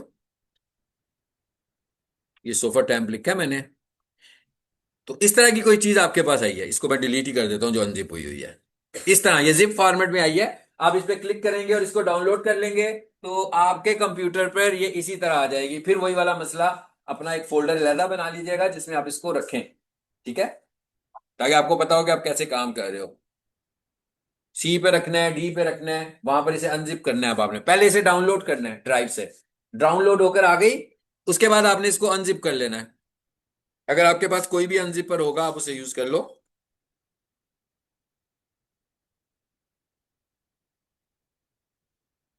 ये क्या लिखा है जी, एक्सट्रैक्ट हेयर, आ गया। वो जो ऊपर वाली फाइल है जिसे डाउनलोड किया उसका काम खत्म हो गया, बस भाई अब इसका काम शुरू हो गया। यानी अब आपने दोबारा से उसमें जाने की जरूरत ही नहीं है आपको। आपने इसमें आना है। अब ये पूरी की पूरी आपको बताया था ना कि बाय डिफॉल्ट होस्टिंग का जो फोल्डर होता है वो पब्लिक एचटीएमएल के नाम से होता है, ये उधर से डाउनलोड हुआ हुआ है एज इट इज। तो वही वाला फोल्डर है ये। और इसका इसकी सिमिट्री क्या होती है, आमतौर पर इसमें जो इमेजेस पड़े होते हैं वो सारे के सारे इमेजेस में ही पड़े होते हैं, ठीक है। और इसकी जो फाइल है, इंडेक्स की फाइल है, देखें जी इंडेक्स कहाँ है ये। इसको डबल क्लिक करें तो ये वेबसाइट खुल गई, ये लोकल खुली है। लोकल का मतलब क्या होगा, कंप्यूटर पर, ये ऑनलाइन नहीं है। ये जो मैं अभी खोली है डबल क्लिक करके इंडेक्स की फाइल, ये आपको जो भेजी हुई है मैंने, आप भी खोलेंगे तो आपको ऐसी ही नजर आनी चाहिए। अगर आप लोगों को ऐसे नजर आ रही है तो इसका मतलब ये हुआ कि प्रॉपरली अनजिप हो चुकी है। अगर आपको तस्वीरें नजर नहीं आ रही हैं, जो अक्सर स्टूडेंट्स करते हैं तो उन्हें तस्वीरें नजर नहीं आती हैं, इसका मतलब होता है कि वो प्रॉपरली अनजिप अभी नहीं हुई और विंडोज का एक्सट्रैक्टर ही वो यूज करने लगे हुए हैं, ठीक है। तो विंडो का एक्सट्रैक्टर यूज नहीं करना, विनरार यूज करेंगे वो भी कर देगा, कोई भी कर देगा। अच्छा, आप समझ लें हमें करना क्या है। आपको पता है कि इसी तरह की वेबसाइट खोल ली हुई थी हमने, जिसमें यही सारी चीजें हम लोग देखने लगे हुए थे। आप लोगों ने क्या काम करना है, सिर्फ इस वेबसाइट को अपनी ऑनरशिप में ले आना है, और किस टॉपिक पे काम करना चाहते हैं आप खुद डिसाइड कर लें। अपनी अपनी कोई वेबसाइट बनाना चाहते हैं, इसको अपनी अपनी वेबसाइट बना लें भाई। अगर आपके पास होस्टिंग होगी, आप डोमेन भी खरीद लेंगे, आप होस्टिंग भी खरीद लेंगे, या कोई शेयर्ड होस्टिंग होगी, तो फिर जो आपकी वेबसाइट होगी आप उसको लाइव भी कर सकेंगे, जो भी आपकी बनी होगी। Content, copy of content versus copy of template. पहले तो एसईओ के पॉइंट से ये कॉन्सेप्ट समझ लें। There is no problem of copy of template, there is a problem of copy of content. यानी अगर आप पीक सोल्यूशन की पूरी वेबसाइट की डुप्लीकेट करें और उसके ऊपर पीक सोल्यूशन की जगह पर अपना लोगो लगाएं और अपना मोबाइल नंबर दें, ये कंटेंट कॉपी कर रहे हैं आप, ठीक है। इसके ऊपर वायलेशन होगी। वायलेशन क्या होगी, गूगल आपको रैंक नहीं करेगा, और क्या वायलेशन होनी है। मतलब आप लगे रहेंगे, आपकी वेबसाइट कभी भी रैंक नहीं हो सकती, जितनी अच्छी मर्जी एसईओ आप कर लें, क्योंकि उसका पहला स्टैंडर्ड पूरा नहीं हो रहा, जिसमें आपका कंटेंट यूनिक होना चाहिए। तो इसका मतलब क्या हुआ, अगर आपने पीक सोल्यूशन की वेबसाइट की टेम्पलेट यूज की, इसमें कोई प्रॉब्लम नहीं है। आपका कंटेंट सारा अपना होना चाहिए, लोगो भी अपना होना चाहिए, अच्छी बात है, कलर्स के कॉम्बिनेशन चेंज कर सकते हो तो ठीक है, ना करें तो कोई प्रॉब्लम नहीं है। टेम्पलेट की कॉपी के ऊपर कोई प्रॉब्लम नहीं है। आप एक टेम्पलेट को 100 टाइम्स इस्तेमाल कर लें, कोई प्रॉब्लम नहीं होगा। टेम्पलेट के ऊपर इशू नहीं आता, कंटेंट के ऊपर इशू आता है। कंटेंट पैराग्राफ्स की शक्ल में होंगे, कंटेंट इमेजेस की शक्ल में होंगे, ये बिल्कुल यूनिक और नए होने चाहिए। अगर आप चाहते हैं कि आपकी वेबसाइट को गूगल इंडेक्स करे, इंडेक्स करने का मतलब क्या होता है कि भाई अभी के लिए कि गूगल आपकी वेबसाइट को रैंक करे, अभी के लिए। बाकी हम गूगल का ये जो इंडेक्सिंग वाला फेज है, ये कैसे होती है, कहाँ से शुरू करके कहाँ तक आती है, ये समझेंगे कि टेक्निकली फेज क्या है, कि किस चीज को मैं इंडेक्सिंग बोल रहा हूँ। अभी तो हम ये कहें कि भाई कोई भी बंदा लिखे best computer college in Lahore, तो हमारी वेबसाइट भी यही वाली हो, तो हमारी वेबसाइट टॉप पर आ जाए। अगर नहीं आ रही भाई, किसी भी पेज पे नहीं आती है, तो देखना पड़ेगा कि कहीं क्लोनिंग तो नहीं की हुई हम लोगों ने, सारे का सारा कंटेंट कॉपी तो नहीं हुआ हुआ, कहीं और से तो कंटेंट नहीं हमने उठाया अपनी वेबसाइट का। अब इसमें से कौन कौन सी चीजें हैं जो आज की तारीख में आप घर से खुद चेंज कर सकते हो, वाला क्या ख्याल है। मैं थोड़ा सा हिंट देता जाता हूँ, आपने इस पे अटेम्प्ट करनी है, ठीक है। नंबर 1, लोगो, इसको आपने चेंज करना है। अच्छा, इसका सोर्स कोड खोल लें, इधर खुल जाएगा नोटपैड प्लस प्लस पे। अब असल चीज क्या है कि इसकी इमेजेस को आप रिकॉग्नाइज कैसे करें, है ना। दो तीन तरीके हैं ना, एक तो कोडिंग में जाके रिकॉग्नाइज कर लें। सबसे पहले तो ये देखते हैं भाई, ये लोगो है, इस पे राइट क्लिक करो, ये क्या लिखा हुआ आ रहा है, सेव इमेज एज, इस पे क्लिक कीजिए। सर इंस्पेक्ट करके आप डबल उधर भी कर सकते हैं, बिल्कुल उधर भी कर सकते हैं, बिल्कुल उधर भी कर सकते हैं जी। वेबसाइट का नेम ढूंढ करो। जी मैं कर देता हूँ। ये वेबसाइट का नेम यहाँ पर इफेक्टिव इसलिए नहीं है, ये तो फाइल आपको भेज दी है मैंने, ये तो आपने डाउनलोड करनी है। व्हाट्सएप चैनल के ऊपर मैंने शुरू में बताया ना, व्हाट्सएप चैनल पे जो लिंक पड़ा हुआ है, आप उसको डाउनलोड कर लें। व्हाट्सएप चैनल पर जो लिंक पड़ा हुआ है आप उसको डाउनलोड कर लें। अब हमने चेंजेस भी करनी है, अब हमने इसमें चेंजेस भी करनी है। मैं इसलिए इंस्पेक्ट नहीं बता रहा हूं कि इंस्पेक्ट पे बहुत ही कॉम्प्लिकेटेड कोड आ जाता है, ठीक है, तो वो सब लोग उसमें कंफर्टेबल नहीं होंगे, ठीक है। तो बहुत ही सादा तरीका बता रहा हूं मैं आपको, सिंपलेस्ट वे बता रहा हूं कि आप कैसे करो। आप इस पे राइट क्लिक कर, ये क्या था ऊपर पता लग गया होगा आपको क्या लिखा हुआ आ रहा है, माउस रखें इस पे, टेक्स्ट नहीं पढ़ना है क्या, टाइटल आ रहा है, क्योंकि इमेज है ना, तो इमेज का टाइटल चेंज नहीं हुआ हुआ ना। अच्छा, अब यहां पर आएंगे सेव इमेज एज। अब मैं आपको टेक्निकल पॉइंट बताने लगा हूं कि आपको बेशक फिलहाल पहले फेज में एडिट भी ना करना पड़े। इस पे क्या लिखा हुआ आ रहा है जी, लोगो डैश आईएमजी, और नीचे फॉर्मेट आ रहा है पीएनजी। ओके, अब आप कह रहे हो कि भाई यहां पर तो आपको अपनी कंपनी का लोगो लगाना है, ऐसे ही है ना। तो मैं जरा इस कोड में जाता हूं जरा जल्दी से। ये तो मैंने आपको बता दिया था, इसे कहां पे होना चाहिए, इमेजेस में होना चाहिए। नाम क्या था जी, लोगो डैश आईएमजी, आ गया। एक्चुअली आपने क्या करना है, देखें इस, ये लोगो इमेज है, ठीक है। आप अपना लोगो इमेज यहां पर लेकर आए, अगर साइज का इश्यू हो तो इसके साइज को फॉलो करें। अपने लोगो को यहां पे लेकर आए, यानी इस फोल्डर में कॉपी करें, पेस्ट करें। उसकी फाइल टाइप क्या रखें, पहले फेज में पीएनजी, जब इमेज ऑप्टिमाइजेशन कर रहे होंगे तो फिर क्या रखेंगे, वेब पी कन्वर्ट कर लेंगे इसको, ठीक है। अच्छा, अब आपने क्या करना है, इसको ओवरराइट कर दें और अपने लोगों को यहां लगा लें। तो जैसे ही आप अपने लोगों को लगाएंगे तो वही लोगो वहां पर वेबसाइट पर चला जाएगा। एक तरीका हुआ। इसका मतलब क्या हुआ कि सारी की सारी तस्वीरें ऐसी ही होने वाली हैं। इस पे भी राइट क्लिक करके देख लें, इसका भी नाम लिखा हुआ आ गया। ये वेब ही बनी हुई है, कारपेट वॉशिंग से, उसी रूल से बनी हुई है जो आपको बताया हुआ है। कारपेट वॉशिंग सर्विसेज नहीं भी बनी होगी तो आप करेंगे, और नीचे वेब पी भी बनी हुई है। तो इसका मतलब क्या हुआ कि अब मुझे ये वाली फाइल चाहिए, carpet washing services in Lahore. इसको जरा कैंसिल कीजिए, वापस फोल्डर में आए जी। क्या नाम था? कारपेट वॉशिंग सर्विसेज, यही है। मैं क्या, यही वाला इमेज है ना जिसको मैंने हाईलाइट कर लिया। आप अपना इमेज लें। ये क्या कर रहा हूं मैं, बता रहा हूं बोला। मैं ये कह रहा हूं कि इसको चेंज कर लें, लेकिन एसईओ करने के लिए तो कोडिंग में आना पड़ेगा। एसईओ ऐसे तो नहीं होगी ना, बाय बाय से। बाय से तो इंटरफेस चेंज हो रहा है हमारा सिर्फ। अच्छा, अब हम क्या करते हैं, पहले वो जो था लोगो डैश आईएमजी, पहला इमेज वो था ना लोगो डैश आईएमजी। अब जरा इसकी कोडिंग में आ जाए। ये सारा नहीं होगा, जितना होगा उतना करके लाना है, ठीक है। लेकिन ये देखें, ये प्लेटफॉर्म है जिस प्लेटफॉर्म पर आपको एसईओ को अप्लाई करना है। तो अगर आप ये प्लेटफॉर्म नहीं बनाएंगे तो आप सोच रहे हैं फिर एसईओ कहां लगेगी? कॉपी पे लगेगी बस, इससे आगे नहीं बढ़ेगी। मैं कॉपी से आगे नहीं जाएगी एसईओ। अगर आपके पास वेबसाइट होगी तो आप वेब पी के इमेजेस बनाकर लगाएंगे, इमेज ऑप्टिमाइजेशन करेंगे, टाइटल यूज करेंगे, हेडिंग स्टाइल यूज करेंगे, लिंक्स लगाएंगे, सब कुछ इंप्लीमेंट करेंगे आप। लेकिन अगर आपके पास वेबसाइट नहीं होगी तो इसका मतलब है कि सब कुछ कॉपी पे होगा, नोट्स की शक्ल में। तो इसका कोई फायदा नहीं होगा, जीरो।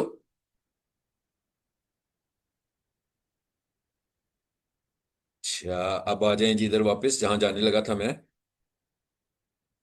एक स्टेप पीछे आ जाएं। ये कौन सी फाइल है सबको पता नहीं, ये वेबसाइट। वेबसाइट का जो लैंडिंग पेज होता है वो इंडेक्स की फाइल है। Index dot H T M L, index dot P H P, किसी भी नाम की होगी। अगर इस नाम की नहीं है तो default dot H T M L, default dot P H P, default dot A S P, वो जिस भी लैंग्वेज में बनी हुई है, इनके अलावा कोई नाम नहीं होंगे उसके। तो अब हम जरा इंडेक्स में आ जाते हैं, इस पर राइट क्लिक करें,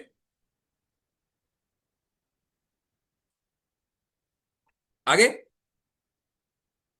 अच्छा, अब मैं पहले ये देखना चाह रहा हूं कि वो तो आपको मैंने डायरेक्ट तरीका बताया, तो आप क्या कर सकते हो, वेबसाइट का इंटरफेस तो बड़ा क्विकली चेंज हो जाएगा, इमेजेस सारे तब्दील हो जाएंगे, ठीक है। अब यहां पर मैंने कंट्रोल एफ की कमांड प्ले की। क्या नाम था जी उसका? लोगो डैश आई एम जी लिख दें जी, इसको एंटर कर दें, आ गया।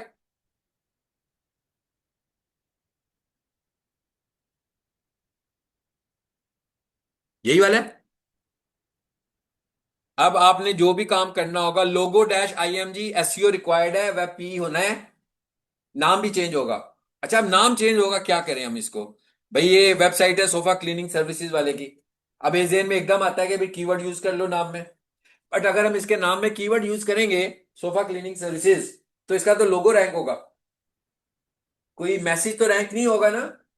इसलिए हम इसका नाम रखेंगे सोफा क्लीनिंग सर्विसेज डैश लोगो, ताकि कोई बंदा अगर इसका कंपनी का नाम ढूंढ रहा होगा ना, जैसे मैं कहूँ ना कि भाई कोई मुझे चाहिए, इस तरह का इमेज चाहिए जो कि लोगो टाइप हो, फिर मिले ये वाला इमेज, डायरेक्टली ये इमेज नजर ना आए। तो इसके नाम के आगे हम क्या लगा लेंगे, नाम वही रखेंगे, कार सोफा क्लीनिंग सर्विसेज या कारपेट वॉशिंग जो भी लिखना है, लेकिन आगे डैश लगाकर क्या लगाएंगे, लोगो लिख देंगे, ताकि कोई बंदा लोगो को सर्च कर रहा हो तो फिर ये नजर आए, अदरवाइज हमारा वो बैनर नजर आए जिस बैनर को हम ऑप्टिमाइज करने लगे हुए हैं। तो अब आप देख लें, इसमें सब कुछ वैसे ही चल रहा है, ऐसे ही है। मैं क्या, इसमें सब कुछ वैसे ही चल रहा है। ये आर्ट में आपको पता लग गया नहीं है, इसके अंदर भी वही लिखेंगे, सोफा क्लीनिंग सर्विसेज लोगो, बस कीवर्ड लिखेंगे सिर्फ। तो फिर इसका मतलब ये हुआ कि ये लोगो भी रैंक होना शुरू होगा, तो सिर्फ कंपनी का लोगो ही सर्च में नजर आया करेगा। तो हम चाहते हैं कि लोगो नहीं बल्कि वो जो हमारी ऑफर है वो वाला बैनर नजर आए, ठीक है। अच्छा, अब वो दूसरे का नाम क्या था भला? क्या लिखा था भला? सोफा क्लीनिंग सर्विसेज लाहौर, कुछ इस तरह का नाम लिखा हुआ था, है ना। आ जाए जी इसमें वापस, ये था, यही वाला था। मैं आमतौर पर क्या करता होता हूं, मैं इसे कॉपी कर लेता हूं, भाई इतना लंबा चौड़ा नाम टाइपिंग मिस्टेक हो सकती है, ठीक है। तो मैंने इसको रीनेम की विंडो को खोला, यानी F2 किया, शॉर्टकट होता है उसका, कंट्रोल C किया, कोडिंग में आए, और अब हमने कहा कंट्रोल F और कंट्रोल V। आ गया? चेक करते हैं क्या चीज आई है भाई, यही है ना? इसका मतलब क्या हुआ कि अगर आपको डायरेक्टली चेंजेस करनी होगी तो आप ऐसे भी कर सकते हैं, क्योंकि जब हमने एसईओ करनी है, तो जब हमने टाइटल को ऑप्टिमाइज करना है, तो हमें तो कोडिंग में ही आना पड़ेगा। तो जब तक हमें कोडिंग की एक एक जगह का पता नहीं होगा, हम कैसे करेंगे? उसके बाद क्या है, शुरू में आ जाए वापस, H1 लगा होगा, शायद लगा होगा ना, जहां पर हमारा मेन कीवर्ड आया होगा। सो कंट्रोल F करो और लिख दो जी H1। पहुंच गए उसी जगह पर। यानी हम एक एक, ये मैं क्या बता रहा हूं आपको, कि आप इस वक्त वेबसाइट को किस तरीके से मॉडिफाई करें और इसको अपनी ऑनरशिप में ले आए, ताकि ये आप ही की वेबसाइट बन जाए, आपका भी दिल खुश हो कि भाई हम वेब डेवलपर भी नहीं है, वेबसाइट भी बना लिए। हाँ ठीक है, फिर एसईओ करें यार, ऐसे वेबसाइट की एसईओ करनी है हमने। मैं क्या, इस तरह वेबसाइट आई होगी तो उसकी एसईओ करनी है। एसईओ से पहले एक वेबसाइट का कम से कम होम पेज आपके कंट्रोल में हो, और वो आप ही का हो। बाकी जो करना चाहेंगे, बाकी के पेजेस भी बना लें, बाकी के जो भी करना चाहें वो कर लें, लेकिन कम से कम एक होम पेज तो बना लें अपना। ठीक है? अच्छा, उसके बाद और जरा वेबसाइट को देखो। अब तो मेरा ख्याल है इधर भी पहुंच ही जाएंगे, आप पहुंच जाएंगे ना? ठीक है, और नीचे आ जाएं।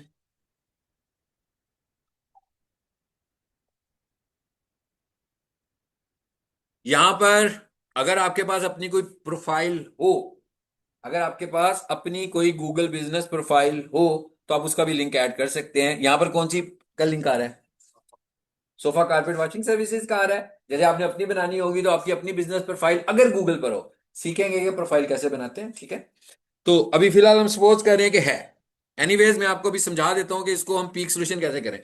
मैं इसको पीक सोल्यूशन कर देता हूं ताकि आपको पता लग जाए इसे कैसे करेंगे। तो वापस आ जाते हैं। ये वाला जो टैग है ना, इस पूरी वेबसाइट में दो टैग्स ऐसे होंगे। ये वाला वॉच वीडियो ऑन यूट्यूब, इसको छोड़ दें वीडियो को, फिलहाल इसको देख लेते हैं इसको कैसे चेंज करेंगे हम। ठीक है,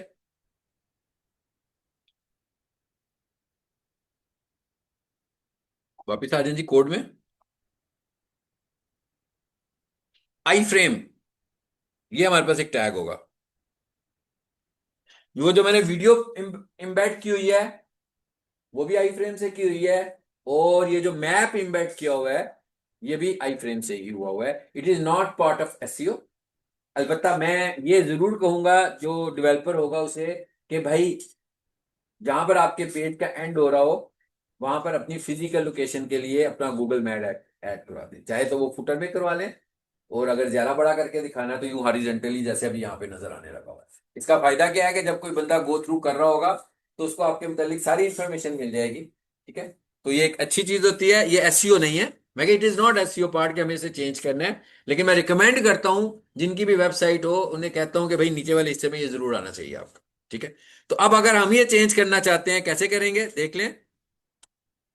पहुंच गया आई फ्रेम में, ये पहला आई फ्रेम है, दोबारा क्लिक करें जी, ये दूसरा आई फ्रेम है। मैंने कहा था ना, इस वेबसाइट में दो आई फ्रेम हो गए सिर्फ, एक वीडियो वाला और एक एक मैप वाला। अब इस मैप का आई फ्रेम मुझे चेंज करना है, तो ये मुझे कहां से पिकअप करना है? ये मुझे पिकअप करना है जी गूगल मैप से। मुझे अपने बिजनेस को ऐड करना है, ठीक है ना? तो गूगल मैप पे तो होगा ना आपका बिजनेस। तो हम सपोज कर रहे हैं जी हमारा बिजनेस है पीक सोल्यूशन। तो जी मैंने पीक सोल्यूशन लिख दिया।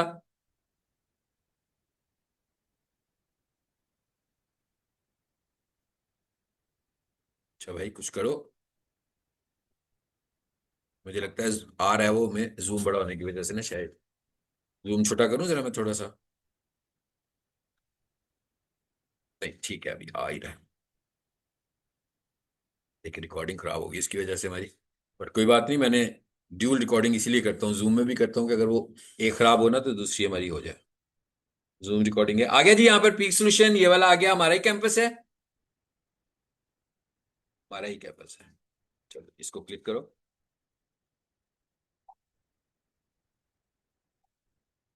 जी, ये शेयर का बटन बना हुआ आ रहा है, इस पे क्लिक करते हैं और ये लिखा हुआ आ रहा है एम्बेड अ मैप। कोड आ गया, वो सारा कोड रिप्लेस कर दें इस नए कोड के साथ। इसको मैं यहां पे से कॉपी करता हूं, उसको बेशक मैं वहां से रिमूव कर दूं। जी, ये वही लाइन है।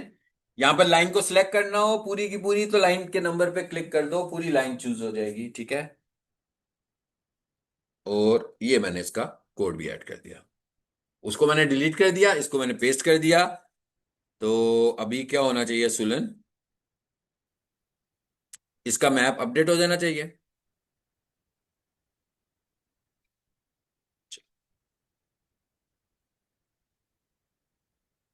अब आपका जो टेस्ट है ना वो नेक्स्ट क्लास में ले लेंगे, ठीक है जी। ये क्या लिखा है मैंने, आगे चेंज हो गया।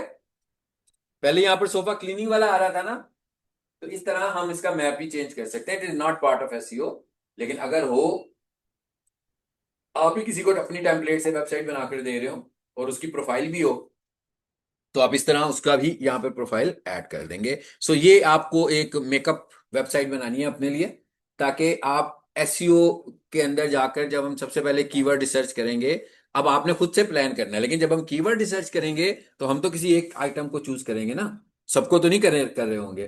तो आप प्लान कर लें कि आप सारे के सारे पीक सोल्यूशन की वेबसाइट बनाना चाहते हैं कि अपने लिए वेबसाइट बनाना चाहते हैं, ठीक है।